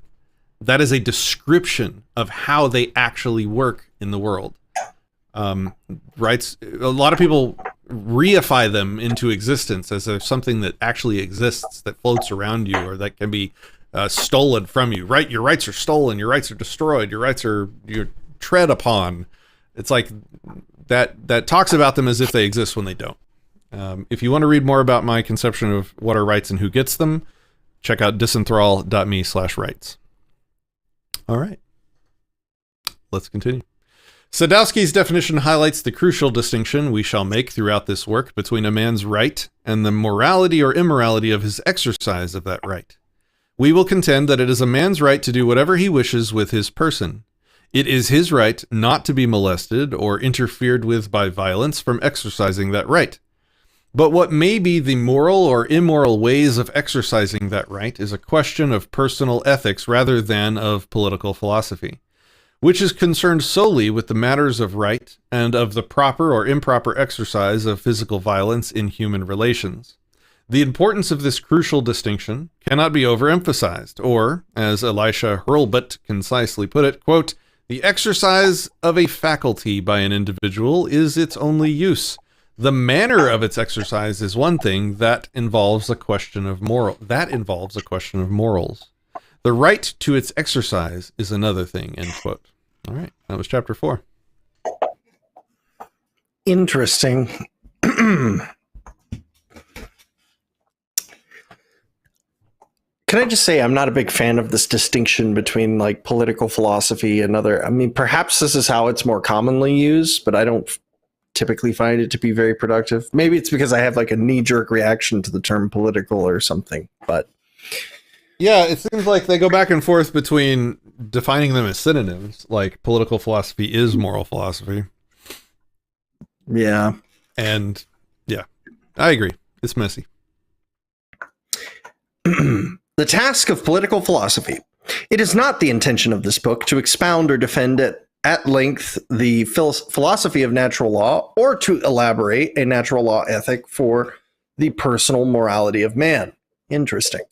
The intention is to set forth a social ethic of liberty, i.e., to elaborate that subset of the natural law that develops the concept of natural rights, and that deals with the proper sphere of politics, i.e., with violence and nonviolence as modes as interpersonal relation. In short, to set forth a political philosophy of liberty. In our view, the major task of political science, or better, political philosophy, is to construct the edifice of natural law pertinent to the political scene. That this task has been almost completely neglected in this century by political scientists is all too clear. Political science has either pursued a positivistic and scientistic model building in vain imitation of the methodology and content of the physical sciences, or it has engaged in purely empirical fact grubbing. The contemporary political scientist believes that he can avoid the necessity of moral judgments, and that he can help frame public policy without committing himself to any ethical position. And yet, as soon as anyone makes any policy suggestion, however narrow or limited, an ethical judgment, sound or unsound, has willy-nilly been made. Very true. I agree. The difference between the political scientist and the political philosopher is that the scientist's moral judgments are covert and implicit, and therefore not subject to detailed scrutiny, and hence more likely to be unsound. Moreover, the avoidance of explicit ethical judgments leads political scientists to one overriding implicit value judgment, that in favor of the political status quo as it happens to prevail in any given society. At the very least, his lack of systematic political ethics precludes the political scientist from persuading anyone of the value of any change from the status quo. In the meanwhile, furthermore, present-day political philosophers generally confine themselves, also a wertfrei manner, to antiquarian descriptions of exeges of the order of other. Exeges of the views of other, sorry. I'm going to restart that sentence if you're cool with that. I totally butchered that. That was a hell of a sentence. Yeah. Woo. In the meanwhile, furthermore, present-day political philosophers generally confine themselves, also in wertfrei manner, to antiquarian descriptions and exeges of the views of other long-gone political philosophers. In so doing, they are evading the major task of political philosophy, in the words of Thomas Thorson, the philosophic justification of the value propositions relevant to politics. I made it. Holy shit. In order to advocate anybody that thinks policy, performing audiobooks is easy has never tried it. Good. In order to advocate public policy, therefore, a system of social or political ethics must be constructed. In former centuries, this was the crucial task of political philosophy. But in the contemporary world, political theory, in the name of spurious science, has cast out ethical philosophy and has itself become barren as a guide to the inquiring citizen. The same course has been taken in each of the disciplines of the social sciences and of philosophy by abandoning the procedures of natural law. Let us then cast out the hobgoblins of Wertfreiheit, of positivism, of scientism, ignoring the imperious demands of an arbitrary status quo. Let us hammer out, hackneyed cliche though it may be, a natural law and natural rights standard to which the wise and honest may repair. Specifically, let us seek to establish the political philosophy of liberty and of the proper sphere of law, property rights, and the state. Wertfreiheit. Wertfreiheit. I got pretty close. Yeah, pretty good. Freedom from value judgments, ethical neutrality. Okay, so we're in part 2 now. So that means we get to pick a couple. And are we still doing the other option, or do we just want to do one or two of these? Let's reevaluate. Let's see. What are we looking at? Okay, so we have a whole section of the book that is applied philosophy. Look, I think honestly at this point we're just going to be kind of nodding our heads as we read, so I want to limit the amount of that. If you guys want to actually consume this book, go buy the book, go listen to the audiobook. Yeah. This is not an audiobook stream. That's not the purpose of what we're doing here today. So is there any of these part 2 chapters that you just want to read through? Children and Rights could be very interesting. Very spicy. I was going to call that one out if you didn't. That was going to be my choice. So we're definitely doing that one. That could be very spicy. Let's read through just to see if there's any we other might have strong disagreements on. Voluntary exchange, easy. Ownership and aggression, easy. Property and criminality, easy. Land theft, land monopoly, self-defense, punishment and proportionality, children and rights. Human rights as property rights. I'll disagree with there because rights are not property. But that's not quite the argument anyway. Knowledge, true and false. So epistemology is chapter 16. Bribery, boycott, property rights and the theory of contracts, lifeboat situations might be spicy. The rights of animals might also be spicy. And that's only like... So it looks... Yeah, it looks like those last 2 are some of the shortest. So what we could probably do is children and rights, see how that's going, and then go to lifeboats and the rights of animals, because those are always spicy. And then we can go to part 4, like we were talking about. Yep. All right. And we'll see how part 4 goes. Part 4 might even not take all of our attention, just because it's refutations of other people's ideas, which could be interesting for exposure. But most of these have actually already been covered in this channel in the what was the name of that book? I cannot remember what it is. It's published Theories of Liberty. Is that what it's called? Oh, Arguments for Liberty, the audiobook. Arguments for Liberty. Yeah, quite a few of these have been presented there, like Nozick's and Hayek and stuff like that are all present in there to some capacity if we don't get to them for whatever reason. So Okay. So we're going to children and rights, right? Yeah, this is 15 pages, so not short. Let's do it. What page is this in the PDF? Sorry. 136.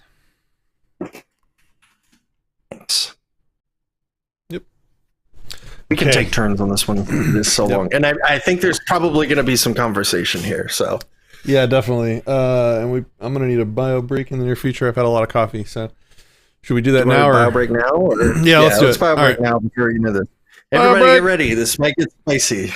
Yep. We're back. Might, maybe.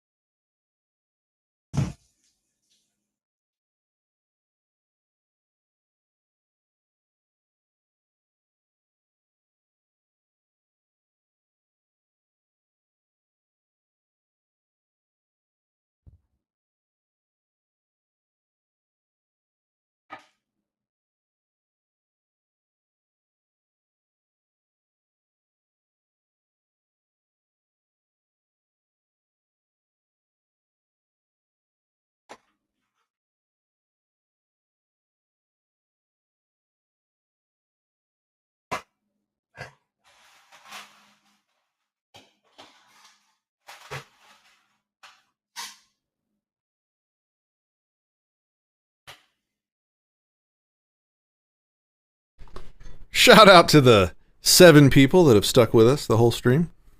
You guys are philosopher warriors. Great job.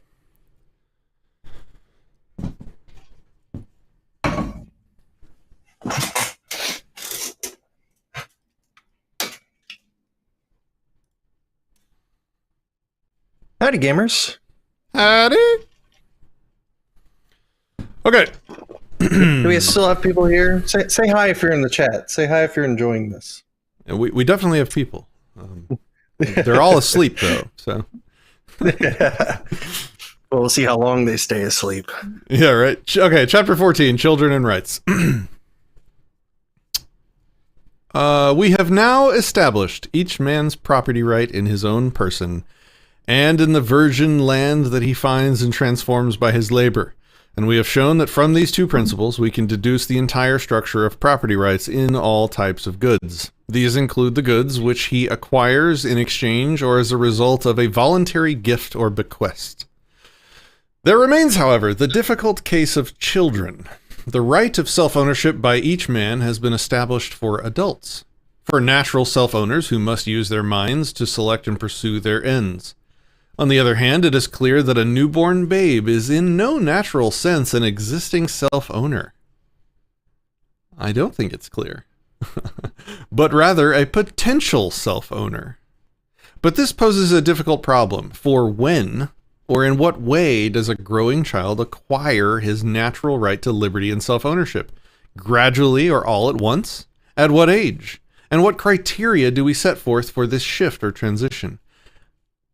It's unfortunate to me that he just hand-waved away.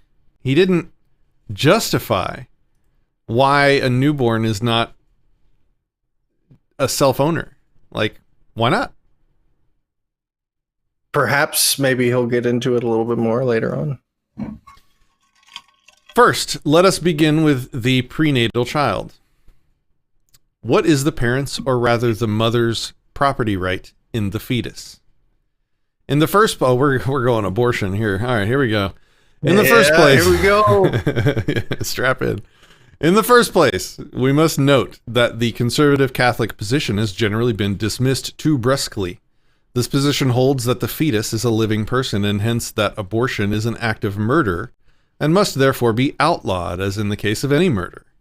The usual reply is simply to demarcate birth as the beginning of a live human being possessing natural rights, including the right not to be murdered. Before birth, the counterargument runs, the child cannot be considered a living person.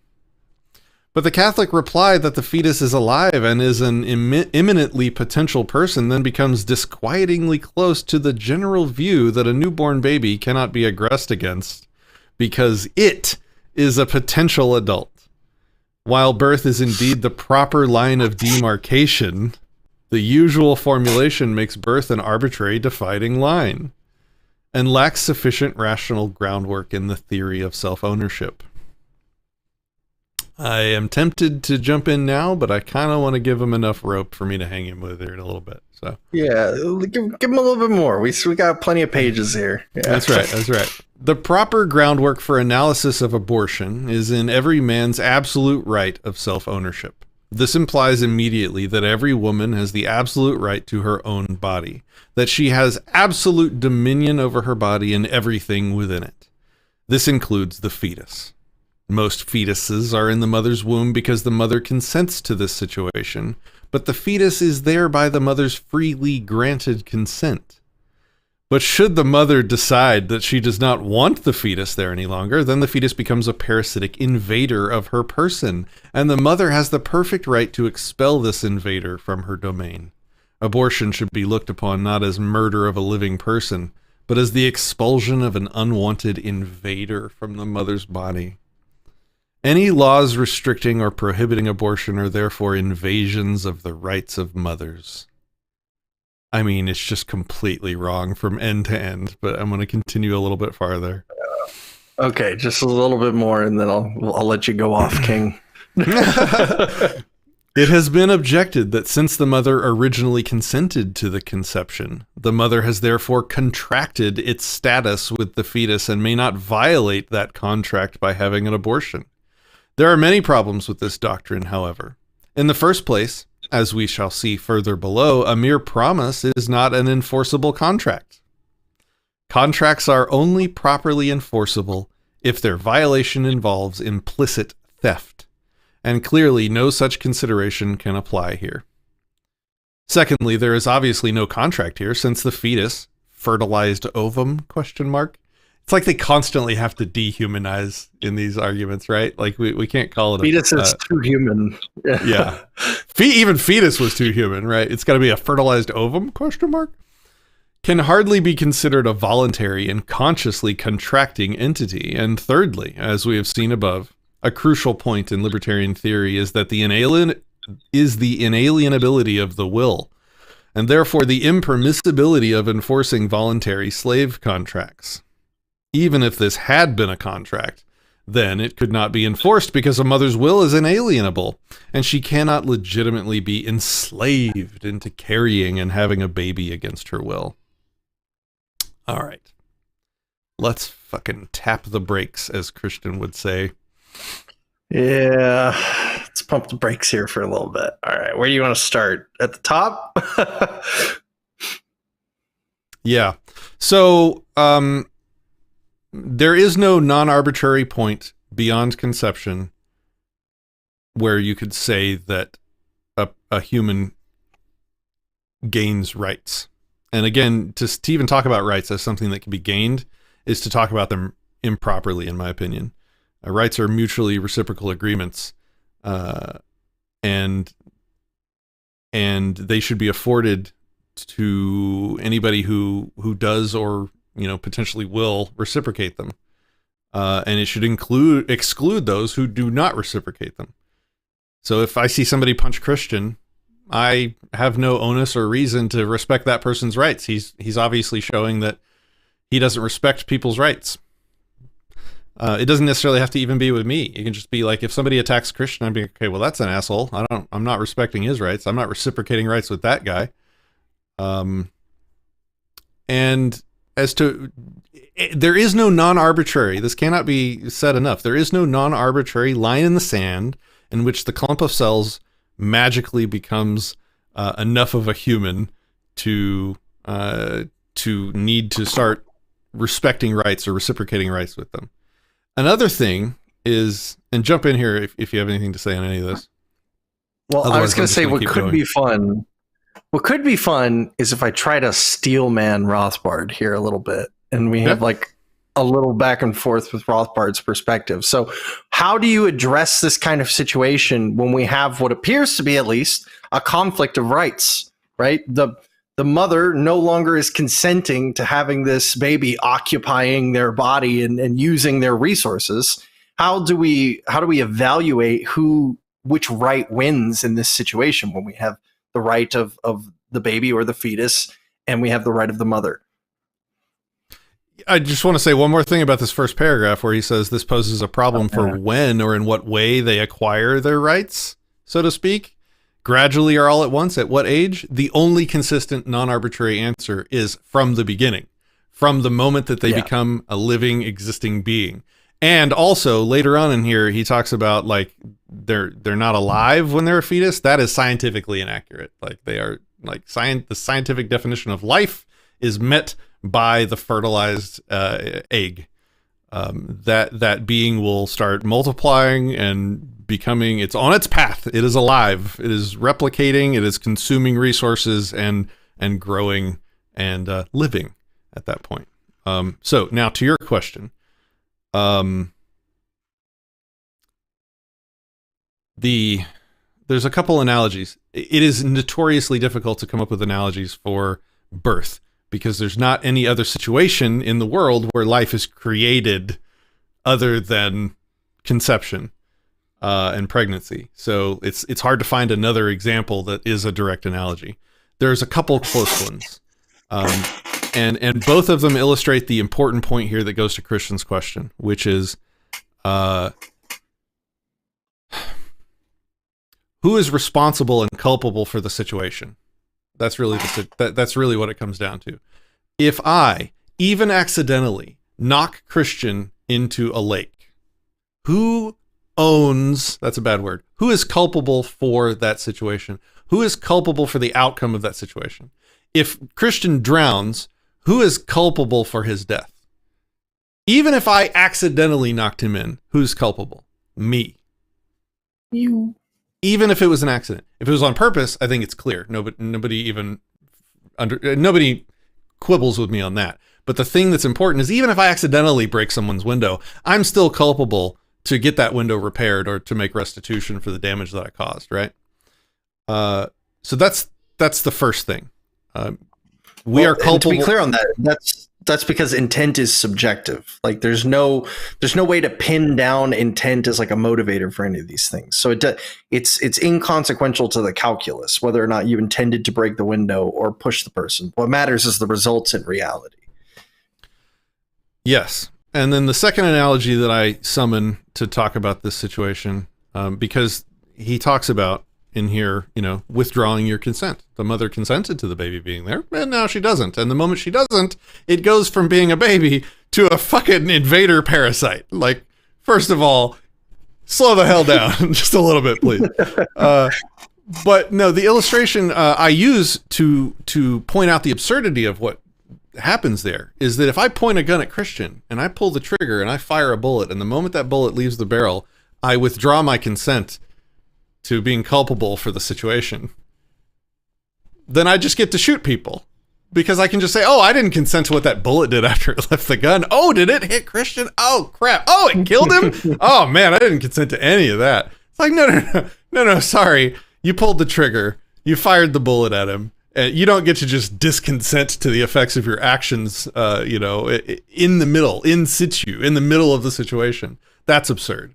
That removes all culpability for all crimes. I mean, it's so apparent. So even if I accidentally shoot Christian or fire a bullet at Christian, I still don't get to withdraw my consent to that bullet flying at Christian, and the effects of those actions, I'm culpable for them, and rightly so. And if I'm not, we are erasing all crime, and we're giving it out to all property damage. I swung the bat, but oh man, I disconsented to that bat's momentum through the air right before it hit the person's window.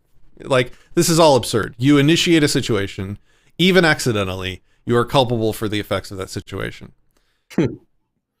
So those are the two analogies I try and use to illustrate this. Do you have anything else you want to say, or should I continue reading? I'm sure there's more. Yeah, let's do one more, and then I think we'll probably have all the ammunition we need to press on from here. Okay. So you brought up how the demarcation of where life begins is arbitrary, right? And that was like a big point for you. But in your construction of what are rights and who gets them, you include people who will eventually, or things that will eventually reciprocate rights. Is that not in itself an arbitrary demarcation of what are rights and who gets them? It's trying to be inclusive, not arbitrarily exclusive. And it's for the purpose, and again, like, my conception of rights is trying to be descriptive, not prescriptive. I'm saying that here's how rights actually work. And one of the ways that rights actually work is when I'm asleep, you still reciprocate property rights with me, even though I'm not conscious or sentient or anything. If I'm in a medical coma, you can't come take all my stuff and it not be theft. If I'm unconscious on the operating table, like, you still reciprocate rights with me absent my conscious self. Why might be the answer, or what's the borders of that reciprocation continuing, even though I'm no longer conscious or sentient or really there as a person mentally? It's because there's a strong expectation that I will return to that state in the future. I will become sentient and aware again in the future. I'll become reciprocating with you again, and it's a temporary situation that I will sort of grow out of over time. To not be arbitrary, we have to hold that constant, and we have to say that if we're going to reciprocate rights with people that aren't sentient when they're asleep or on the operating table or in a coma, a medically induced coma, or whatever, they got into a car wreck and they got hit in the head and they're in a coma, we still respect their rights. If we're going to be consistent, we can't use sort of consciousness, sentience, mental capacity as the demarcation on who we reciprocate rights with. Like, that baby in the womb is going to grow up in all likelihood to reciprocate rights with people. So there's no non-arbitrary distinction that we can make to allow us to kill that life that wouldn't allow us to also remove, not reciprocate the rights with a coma patient or, things like that. Does that answer your question? Cool. Yeah, I think the one thing I might add to that is that I've seen a couple people say, like, okay, well, why don't you do it in reverse? Why don't you say people who have demonstrated the capacity for reciprocating rights instead of who will? And I think it comes back to how you were talking about of this being a descriptive understanding of rights, where the first time you meet someone, you have no information on whether or not they have reciprocated rights in the past, but you still treat them as if they will until proven otherwise. Bingo. So that, as a descriptive factor of rights, that, and not a prescriptive, that is why it's constructed in this sort of way. And I think I've done enough pretending to be Rothbard questions to where I think we have all the ammunition we need to handle the rest of this section. Agreed. Just to restate in my own words what you just said, it's if we didn't reciprocate rights with people until they demonstrated their reciprocity, then rights would not exist and no one would reciprocate them, because no one starts until they've already seen you do it. And it's a performative contradiction, where if no one starts reciprocating until someone demonstrates it, then necessarily no one will ever start. And also, even if not everybody started, or it wasn't the default, you have to prime the pump. You have to prime the engine. You have to say, okay, I'm gonna trust that you're not a shitty person until you demonstrate otherwise. Otherwise, I'm just gonna go around attacking and taking whatever I want, and we've erased morality. Like, if I'm not going to reciprocate with people that haven't previously demonstrated it, then it nullifies morality. Yep. Okay, so hopefully I made that case cogently. All I right. think you did pretty good. It has been objected that since the mother originally consented to the consent... Okay, I already handled that one. Yeah, the inalienability of the will. We talked about that. And he talks about it as a contract. Again, me knocking Christian, just to rebut this point specifically about there not being a contract here, obviously no contract here. If I knock Christian into a lake, I don't need a contract to make me culpable for what happens if he drowns. That's not a contractual situation. That's more like a tort situation. I put Christian in a state of peril, in a situation in which he would die, and it's my job to ameliorate that situation to the best of my ability, because I'm responsible for it.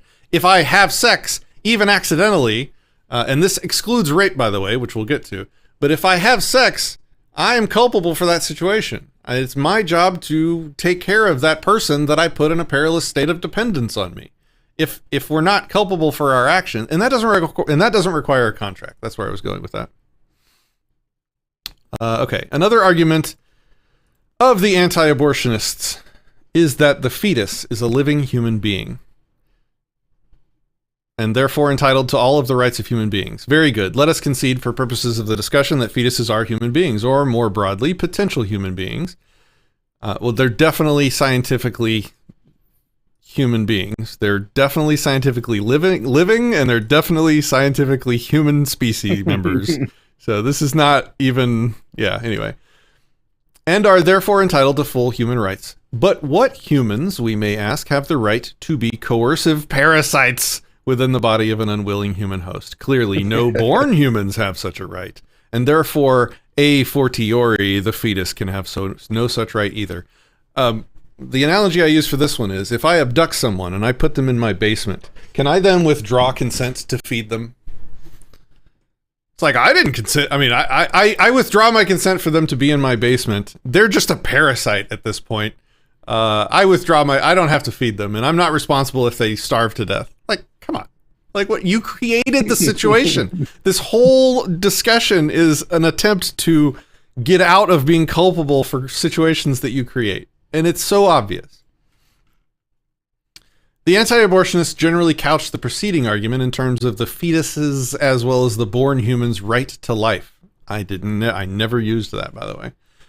We have not used this concept in this volume because of its ambiguity and because any proper rights implied by its advocates are included in the concept of the right to self-ownership, the right to have one's person free from aggression.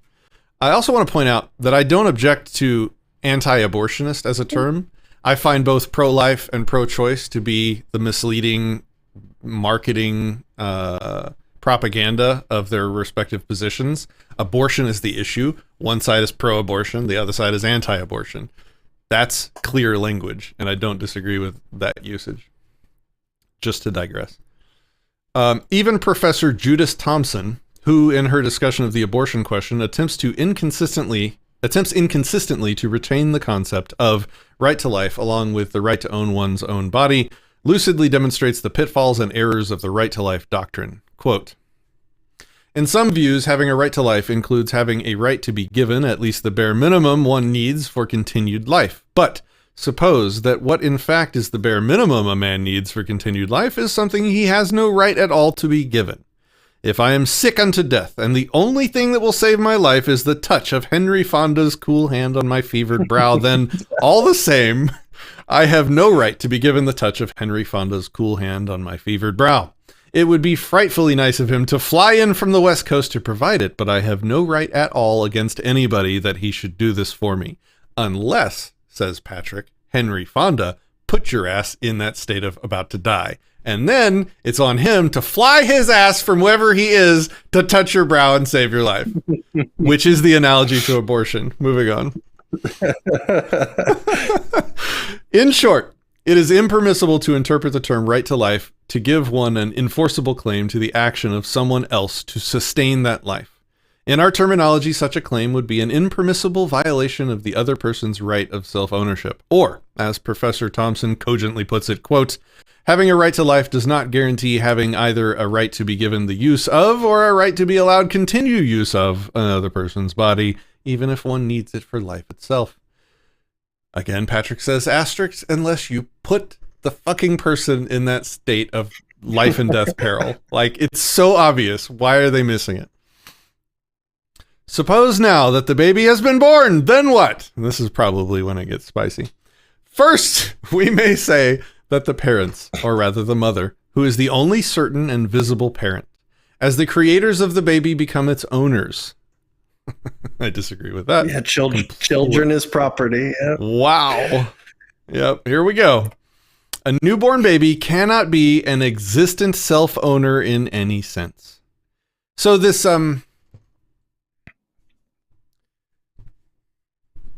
the property that I respect, the property that you own, including your body, Christian, the only way you own it is in the context of our relationship and my respect for your ownership of those things.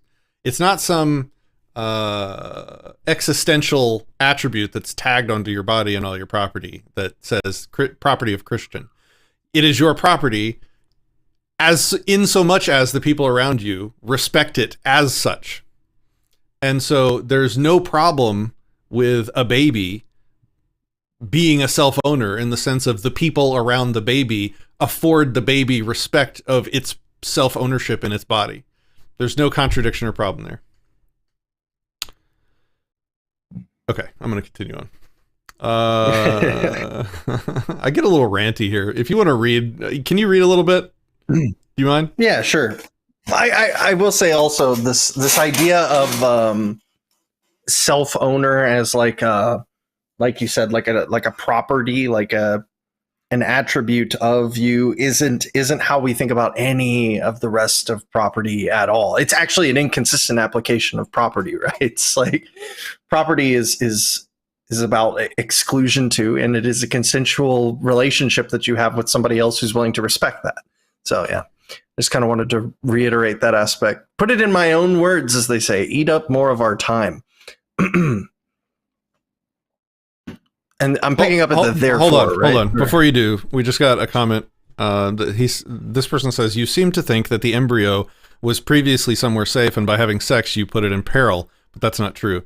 That's immaterial. If Christian is in a state of danger, and I take him and I put him in another state of danger, I was not culpable for the previous state of danger. I am culpable for this state of danger. The previous state is immaterial to the discussion. I created this situation, not that one.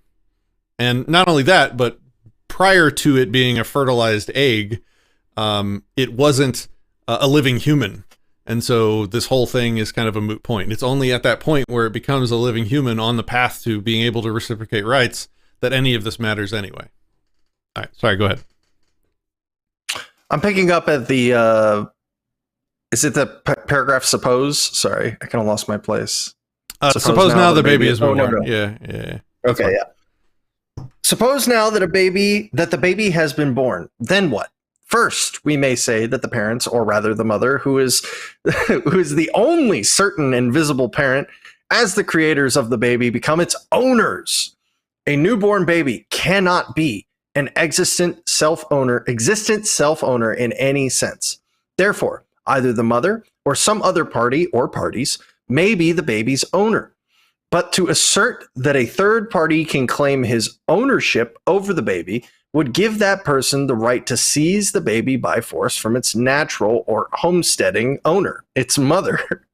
The mother then is the natural and rightful owner of the baby, and any attempt to seize the baby by force is an invasion of her property right. But surely the mother or parents may not receive the ownership of the child in absolute fee simple,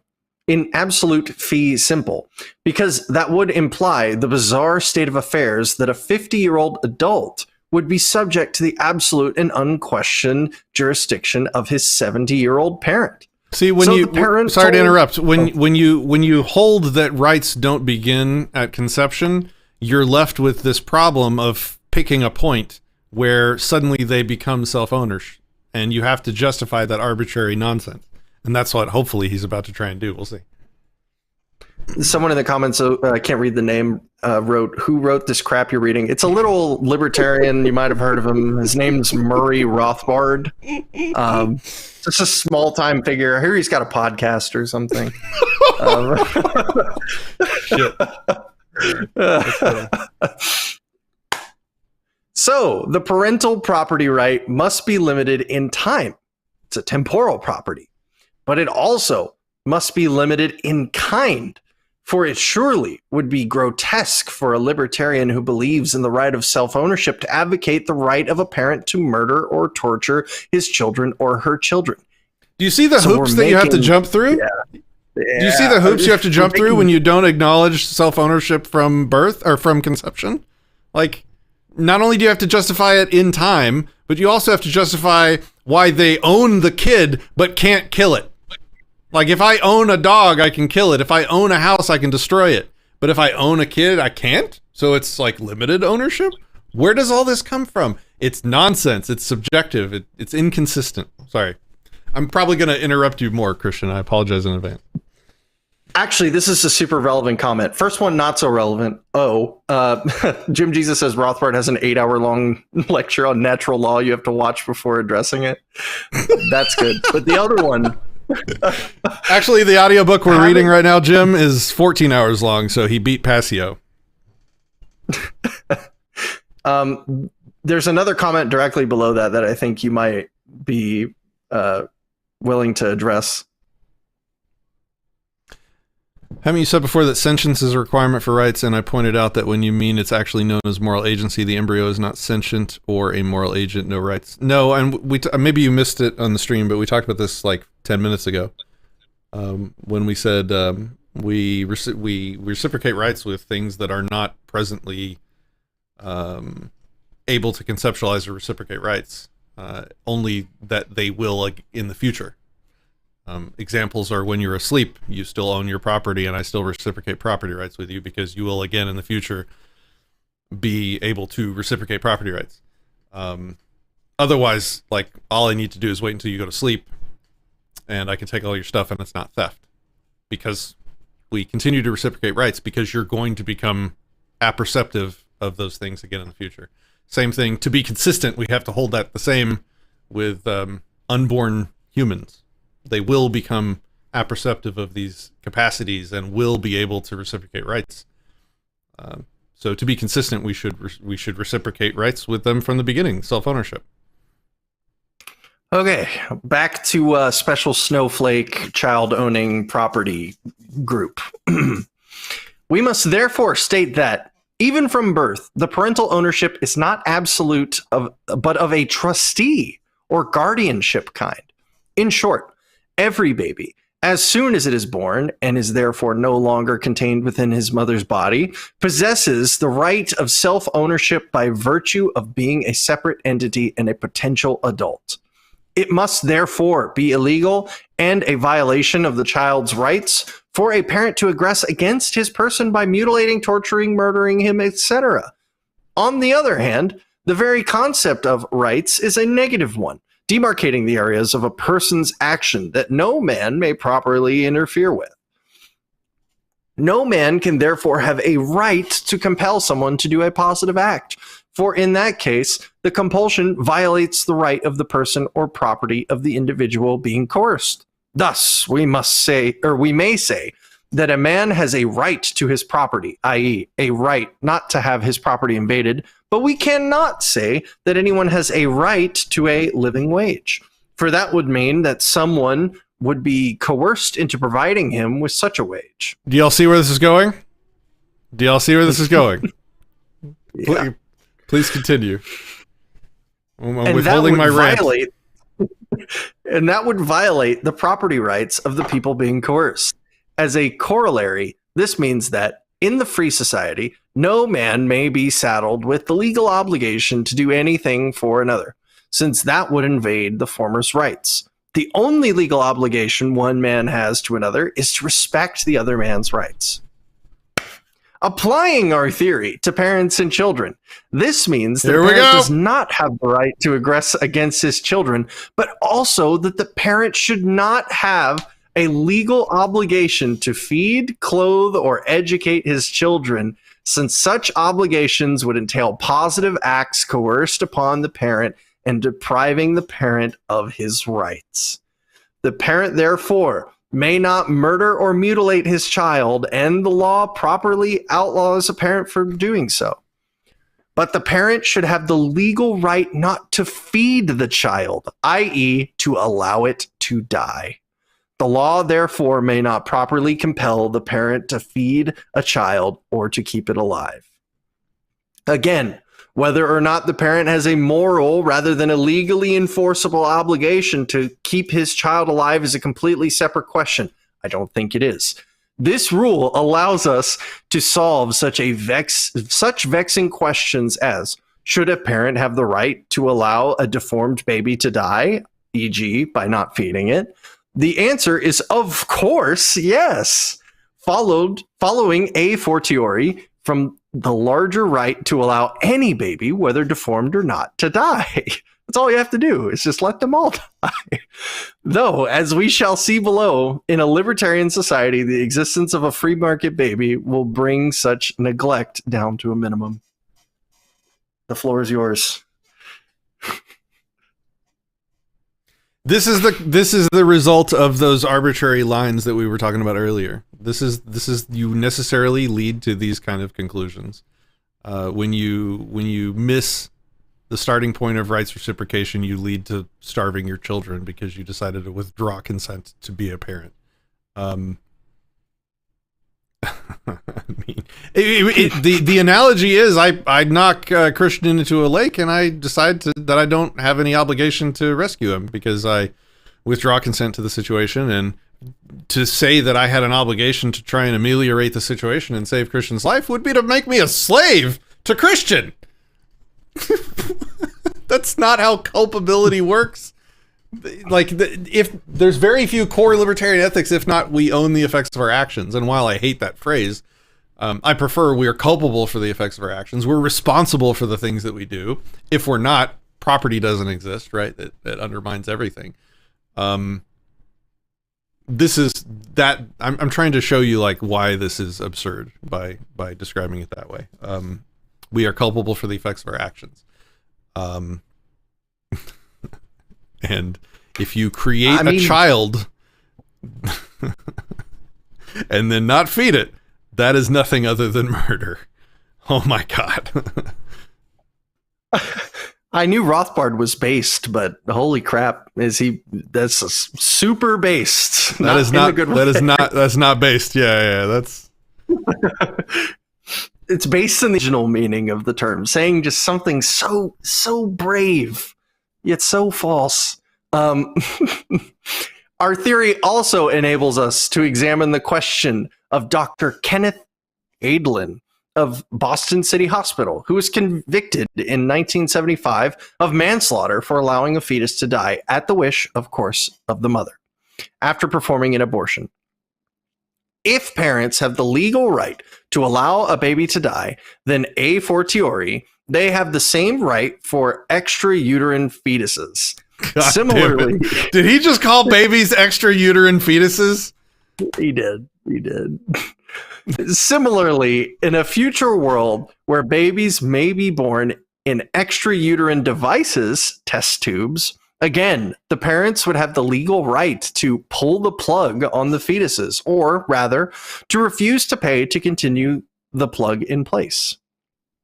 Let us examine the implications. I just want to say something about the extrauterine fetuses thing. This is the corollary to this kind of language, the dehumanizing language to help make your point or to ameliorate the emotional negativity of what you're espousing, is the same thing that they did back in slavery. Like, they're not real. They're not actually people. Those are not real humans that deserve rights. Those are just slaves. It's a different it's a different species. It's a different thing. We're not going to ascribe them the same rights as the rest of us. They're not like us. Well, they're just an extrauterine fetus. Like, that language makes it easier to talk about being able to murder something. So that kind of language is always a red flag for me in these discussions. Jim Jesus with the donation. Thank you, sir. I have to feed my kids. Statist. That's literally what he's saying. That's literally Rothbard's argument. Wow. All right. Sorry. Go for it. I didn't murder him. It was a post-birth abortion, as he is an extrauterine fetus. There we go. Okay. There are people literally making that argument in real time in modern times. It's crazy. It's cool how we're able to kill two birds with one stone with this. I didn't know we were going to do abortion today, but I thought we were just murdering natural law. I thought we were just aborting natural law. Oh, we're doing the whole gambit, apparently. Notice, I want to say before we continue anymore, I wanted to do this one specifically because I knew we were going to disagree with Rothbard, and we skipped over like 10 that we completely agree with him on. So we are highlighting disagreement here, but it is a big highlight, an important one. So I felt like it was worth it. Yeah, because again, like if we went through all the stuff that we agreed with Rothbard on, the stream would literally be 30 hours long. And we're going to focus on the disagreements. We agree everywhere else. Yeah. You want me to read, or you good? I can keep going for a bit. Okay. Let us examine the implications of the doctrine that parents should have a legally enforceable obligation to keep their children alive. The argument for this obligation contains two components: that the parents created the child by a freely chosen, purposive act, and that the child is temporarily helpless and not a self-owner. If we consider the first argument from helplessness, if we consider first the argument from helplessness, then the first, we may make the general point that it is a philosophical fallacy to maintain that A's needs properly impose a coercive obligation on B to satisfy these needs. For one thing, B's rights are then violated. Secondly, if a helpless child may be said to impose legal obligation on someone else, why specifically is it on its parents and not on other people? What do the parents have to do with it? The answer, of course, is that they are the creators of the child. But this brings us to the second argument, the argument from creation.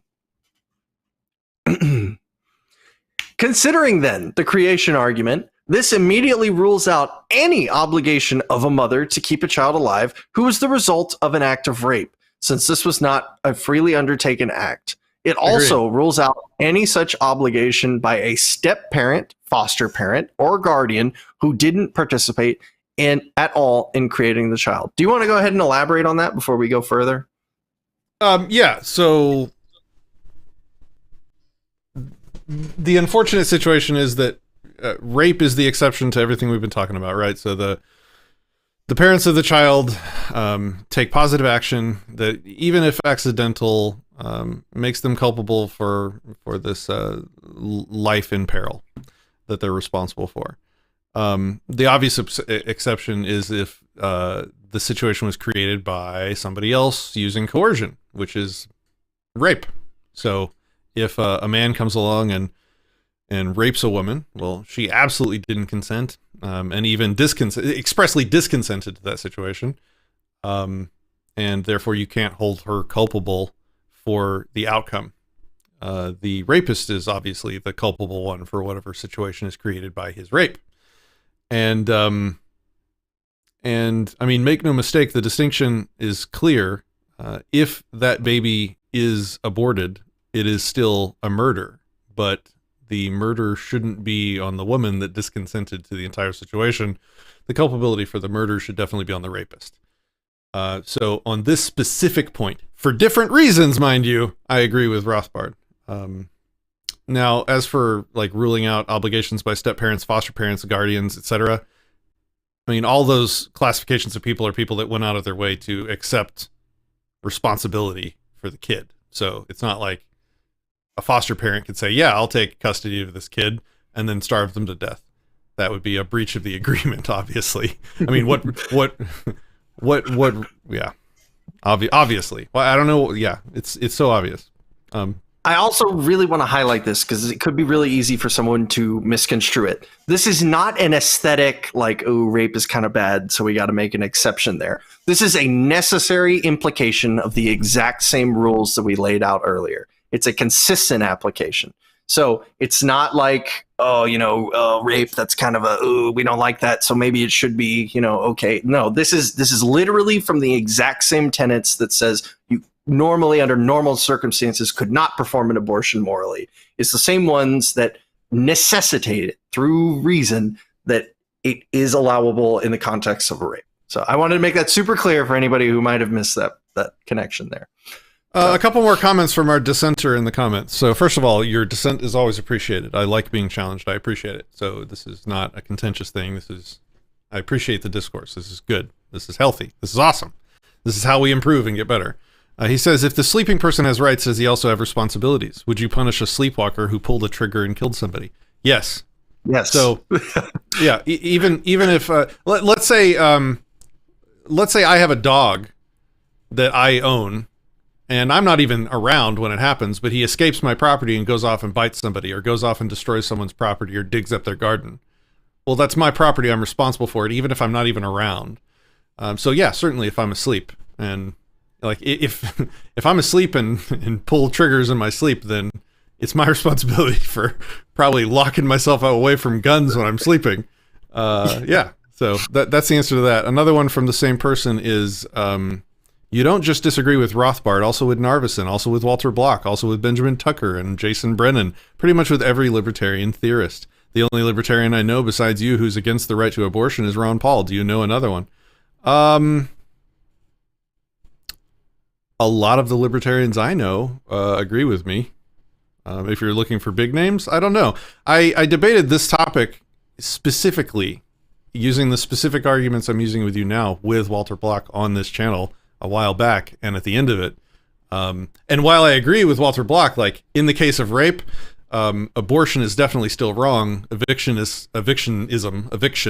where you remove the child with as least harm as possible, giving it the greatest chance at living, is definitely the correct moral action. So I agree with Block on rape. And by the end of the conversation, he said that what I'm saying right now makes sense, because I pointed out the culpability for one's actions in the situation.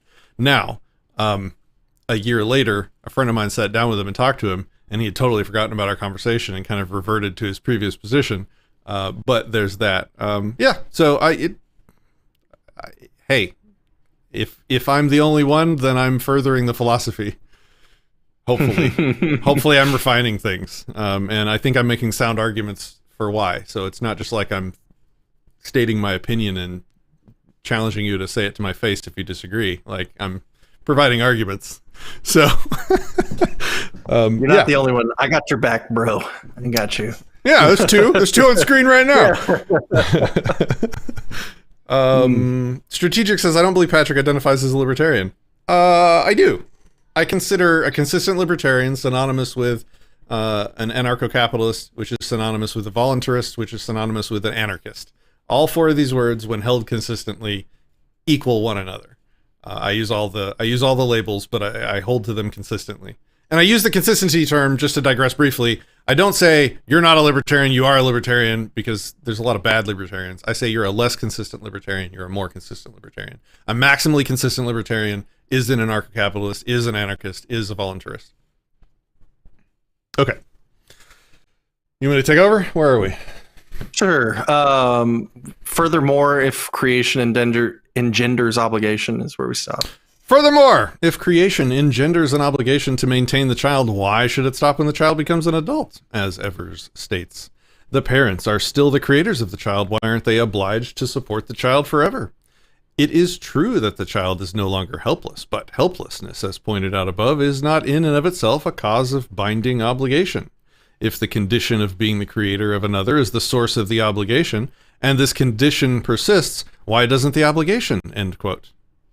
My answer to that would be, after I save Christian from drowning in the lake, I'm not responsible to provide him welfare for the remainder of his life. I have provided adequate amelioration of the perilous situation. And in fact, the faster I can get him out of the lake, the faster I'll be free of my positive obligation to save him. The faster I can make my children able to be self-reliant and be out on their own, then the faster it's okay for me to be free of my obligation to provide for them. And what of the case in some future decade when a scientist becomes able to create human life in the laboratory? The scientist is then the creator. Must he also have a legal obligation to keep the child alive? And suppose the child is deformed and ill, scarcely human. Does he still have a binding legal obligation to maintain the child? And if so, how much of his resources, his time, energy, money, capital, equipment should he be legally required to invest to keep the child alive? Where does his obligation stop, and by what criterion? yes, the scientist should have an obligation to keep the child alive. And how much of my resources do I need to save Christian from drowning in the lake before it's too much and I can wash my hands of it and let him die and not be responsible for his death? I mean, obviously, any and all is the answer, is the consistent answer. What is he looking for? Is it like that? That's a $5 death right there. Yeah. Like, how much is Christian worth? Yeah. Let us. Hell, not to me, man. This question of resources is also directly relevant to the case of natural parents, as Evers points out. Quote, "Let us consider the case of poor parents who have a child who gets sick. The sickness is grave enough that the parents, in order to obtain the medical care to keep the baby alive, would have to starve themselves. Do the parents have an obligation to lessen the quality of their own lives even to the point of self-extinction to aid the child?" End quote. And if not, we might add, at what point does the parent's legal obligation properly cease, and by what criterion? If Evers goes on, quote, "One might want to argue that parents owe only the average minimal care, heat, shelter, nutrition necessary to keep a child alive, but if one is going to take the obligation position, it seems illogical, in view of the wide variety of human qualities and characteristics, to tie obligation to the Procrustean bed of the human average," end quote. A common argument holds that the voluntary act of the parents has created a contract by which the parents are obligated to maintain the child. But A, this would also entail the alleged contract with the fetus that would prohibit abortion, and B, this falls into all the difficulties with the contract theory as analyzed above. Finally, as Evers points out, suppose that we consider the case of a person who voluntarily rescues a child from a flaming wreck that kills the child's parents. In a very real sense, the rescuer has brought life to the child. This is a terrible argument. Does the rescuer then have a binding legal obligation to keep the child alive from then on? So if a bystander saved Christian from the lake, he's got to give him welfare for the rest of Christian's life? Is this a serious argument? I imagine it has to be a serious argument. In a very real sense, the rescuer has brought life to the child.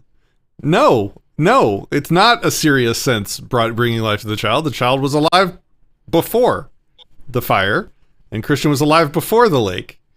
I can use someone else if you don't like me using you in the lake. You're drowning. No, you're a lot fine. here. I am drowning quite a bit. Does the rescuer then have a binding legal obligation to keep the child alive from then on? Wouldn't this be a monstrous involuntary servitude that is being foisted upon the rescuer? Yeah. And if for the rescuer, why not also for the natural parent? Because they created the fire. The natural parent created the fire, not the bystander. The mother then becomes at the birth of her child its trustee owner, legally obliged only not to aggress against the child's person, since the child possesses the potential for self-ownership. Apart from that, so long as the child lives at home, it must necessarily come under the jurisdiction of its parents, since it's living on property owned by those parents. Certainly, the parents have the right to set down rules for the use of their home and property for all persons, whether children or not, living in that home.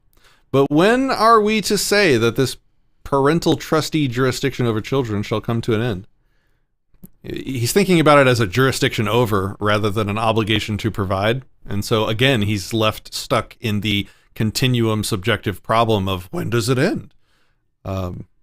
Because he's not thinking of it more in terms of a tort, but in terms of an ownership. He owns the kids, trustee ownership. Surely any particular age, 21, 18, or whatever, can only be completely arbitrary, correct? It would be. The clue to the solution of this thorny question lies in the parental property rights in their home. For the child has full rights of self-ownership when he demonstrates that he has them in nature. In short, when he leaves or runs away from home.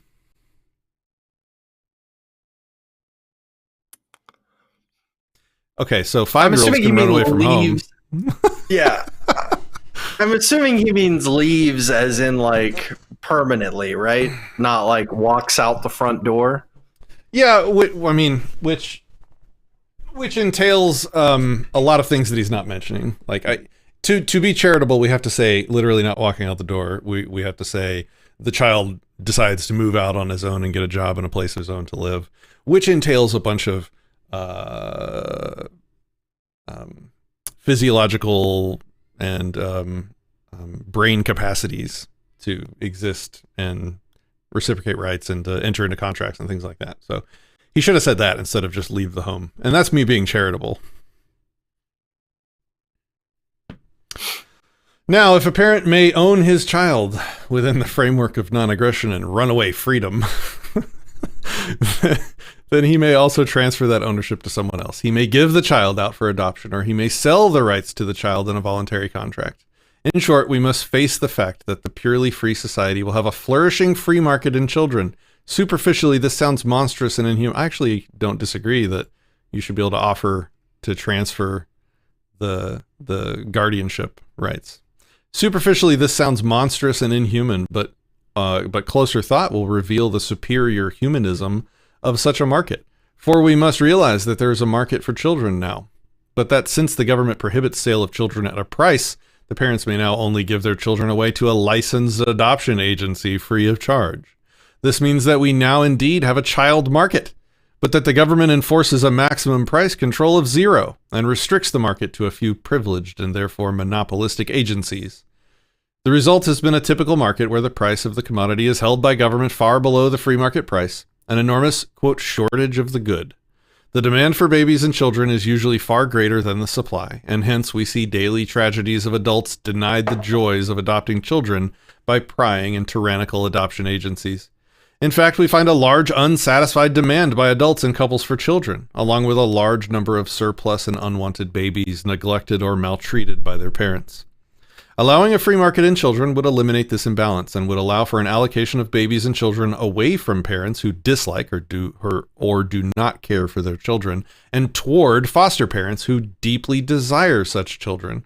Everyone involved, the natural parents, the children, and the foster parents purchasing the children, would be better off in this sort of society. Completely agree with that paragraph. In the libertarian society, then, the mother would have the absolute right to her own body, and therefore to perform an abortion, and would have the trustee ownership of her children, an ownership limited only by the illegality of aggressing against their persons and by their absolute right to run away or leave the home at any time. Parents would be able to sell their trustee rights in children to anyone who wished to buy them at any mutually agreed price. The present state of juvenile law in the United States, it might be pointed out, is in many ways nearly the reverse of our desired libertarian model. In the current situation, both the rights of the parent and children are systematically violated by the state. First, the rights of the parents. In present law, children may be seized from their parents by outside adults, almost always the state, for a variety of reasons. 2 reasons, physical abuse by the parent and voluntary abandonment, are plausible, since in the former case the parent aggressed against the child, and in the latter the parent voluntarily abandoned custody, or maybe decided to stop feeding them, let's say. 2 points, however, should be mentioned. A, that until recent years, the parents were rendered immune by court decisions from ordinary tort liability in physically aggressing against their children.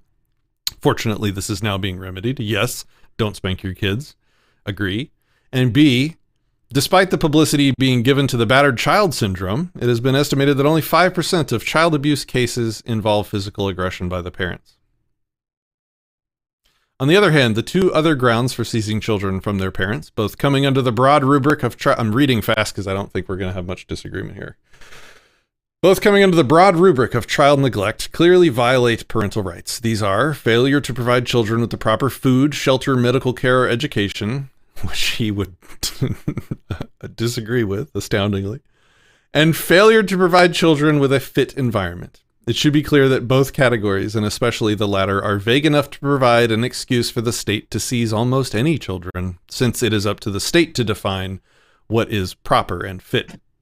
Equally vague are other corollary standards, allowing the state to seize children whose optimal development is not being promoted by the parents, or where the best interests of the child, again all defined by the state, are promoted thereby.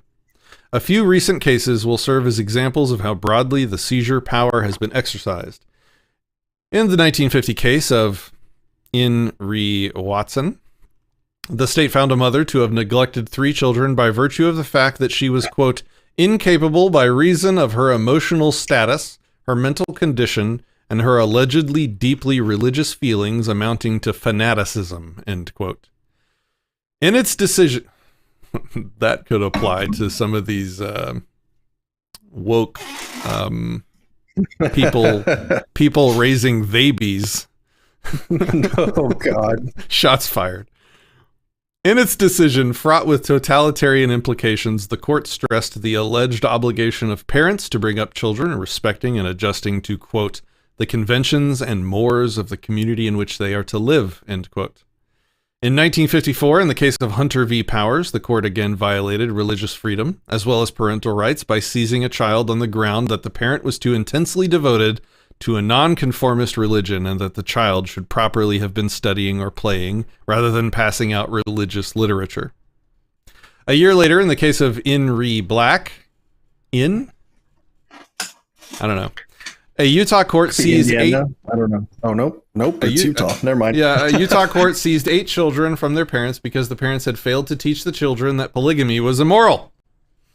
Not only religion, but also personal morality has been dictated by the government. In 1962, 5 children were seized from their mother by a court on the ground that the mother, quote, frequently entertained male companions in the apartment. In other cases, courts have held parents have, quote, neglected the child and thereupon seized the child because parental quarreling or a child's sense of insecurity allegedly endangered the child's best interests. In a recent decision, Justice Woodside of the Pennsylvania Superior Court trenchantly warned of the massive coercive potential of the best interest criterion. Quote, a court should not take the custody of a child from their parents solely on the grounds that the state or its agencies can find a better home for them. If, quote, the better home test were the only test, public welfare officials could take children from half the parents in the state whose homes are considered to be the less desirable and place them in the homes of the other half of the population considered to have the most desirable homes. Extending this principle further, we would find that the family believed to have the best home would have the choice of any of our children. End quote. The rights of children, even more than those of parents, have been systematically invaded by the state. Compulsory school attendance laws, endemic in the United States since the turn of the century, force children either into public schools or into private schools officially approved by the state. Supposedly, quote, humanitarian child labor laws have systematically forcibly prevented children from entering the labor force, thereby privileging their adult competitors. Forcibly prevented from working and earning a living and forced into schools which they often dislike or are not suited for, children often become truants, a charge used by the state to corral them into penal institutions in the name of reform schools, where children are in effect imprisoned for actions or non-actions that would never be considered crimes if committed by adults. Hear, hear. Well said. Mm-hmm. That was a good paragraph. It has I think indeed. A lot of this stuff coming up is mostly oriented towards like the state overreaching, and all of it's good. So, well, should we start continue? to go on to talk about because I remember reading through in this section they talk about juvenile laws and how there's like no mandatory sentencing on juveniles, and this can lead to indefinite sentencings and a lot of terrible things that the state does to kids because the magic spells let them get away with it. And all of that stuff, I think we agree is not only bad, but terrible. Yeah, I'm good with stopping that chapter there in the interest of the stream not being 8 hours long. Sure. Anything you want to recap on there? Yeah. So if you create a situation, you're culpable for the for the outcome or the effects of your actions creating that situation. You're culpable for the situation. You have a positive moral obligation to ameliorate the negative effects of situations you create, and that includes creating human life, even accidentally. And rape is a valid exception because you didn't consent. You actively disconsented even to to creating the situation. I hold that Walter Block in his evictionism is correct in cases of rape, and I hold that he's wrong in all other cases of abortion. Though I do agree with Block again that as science improves and artificial wombs become more and more of a thing, and as science improves and makes it possible for younger and younger in utero babies to survive, this debate will continue. The number of kids hopefully murdered through rape, eviction will drastically decrease, which is a good thing, obviously. Particularly if there's any kind of free market solution on the backbone of that, where, you know, someone could pay you for your child and then, you know, sell the custody of the child to another person. Yeah. Yep. So for the exact same reasons, Rothbard is equally as wrong that you can freaking starve your children. For the same logic. And he's right about all the anti-state stuff. The state's terrible and blocks child markets, which would ameliorate a lot of suffering in children that need better homes that they can't get access to. And the states, and not only that, but I literally, and I'm 80% confident that if the state wasn't involved in adoption, that I would have at least one additional child that I do not currently, because we were for a time and still are to a certain extent interested in adopting. But to do so, we have to invite the state into our home to evaluate our house and to have an opinion repeatedly over years, you know, and that's too risky. We're not doing that. So there's so literally, in a literal sense, there is some child out there that is not in an amazing, peacefully principled parenting situation because of the state. So. No bueno. So I know, minor spoiler alert, lifeboat situations could be interesting just because of how much pushback there is on these kinds of things. But the animal one, I know he's going to agree with us. So if you want to do that one, we still can. And we could do like maybe the first part of the lifeboats. I just want to be time conscious. So whatever you want to do, I'm good with. I don't even know that we're going to disagree on lifeboat situations. We might. I don't remember reading that chapter, so I don't know. No, he's definitely on the side of these lifeboat situations are both ridiculous and answerable. So okay. It's more of a everybody else seems to have problems with lifeboats scenarios, you know. It's like your ethics are fine until the flagpole, you know. Yeah, I so love maybe the flagpole. Going over it. Yeah, but I mean, yeah, I don't think we're going to disagree. I don't think we're going to disagree on animals. I also don't, skipping ahead to part 4, I also don't think we're going to disagree or have much to say on his criticism of utilitarian economics. So I don't even know. I don't even know what part in part 4 you wanted to criticize or go over. Oh, yeah, there wasn't really much of a criticism. I just, if for some reason we had extra time, I was saying it could be interesting just to go over those ideas, but definitely not an imperative. Okay, let's put it to our audience, the ones that have stuck with us through 4 hours. Great job, guys. Thank you for caring about philosophy enough to do that. Is there anything else that you'd like us to cover? Otherwise, I think we can just leave it here. What do you think, Christian? Yeah, that's definitely an option. The sections, just for anybody who doesn't have the thing in front of them, the sections that are left are lifeboat situations, which we'll probably agree on, so there's probably not a ton of content there. Rights of animals, which I know we agree on, so there's almost nothing there. The state versus liberty is all pretty much skippable stuff because we agree on all of that. And part 4 is just going over different libertarian theories and why he disagrees with them, mostly because they don't adequately take into perspective human nature, is his opinion. Spoiler alert. And then part 5, towards a theory of strategy for liberty, is all just about rhetoric, basically. How to present this, the natural law perspective of libertarianism. All right, let's catch up on some comments while we see if there's anything else we're going to do. Mom, I'm going to play Nintendo with Timmy at his house. My boy's finally leaving. They grow up so fast. The thing that bugs Jim the most about all of the natural law arguments in ethics is always considering everything the presenter thinks is good is in the natural state of man, and everything bad isn't. Meanwhile, rape, Murder and theft has been around with mankind and most of the animal kingdom since the beginning. I don't think it's a coincidence that a lot of philosophers want rationality to be in man's nature. I will say that. I do not find it coincidental. Yeah, I mean that was part of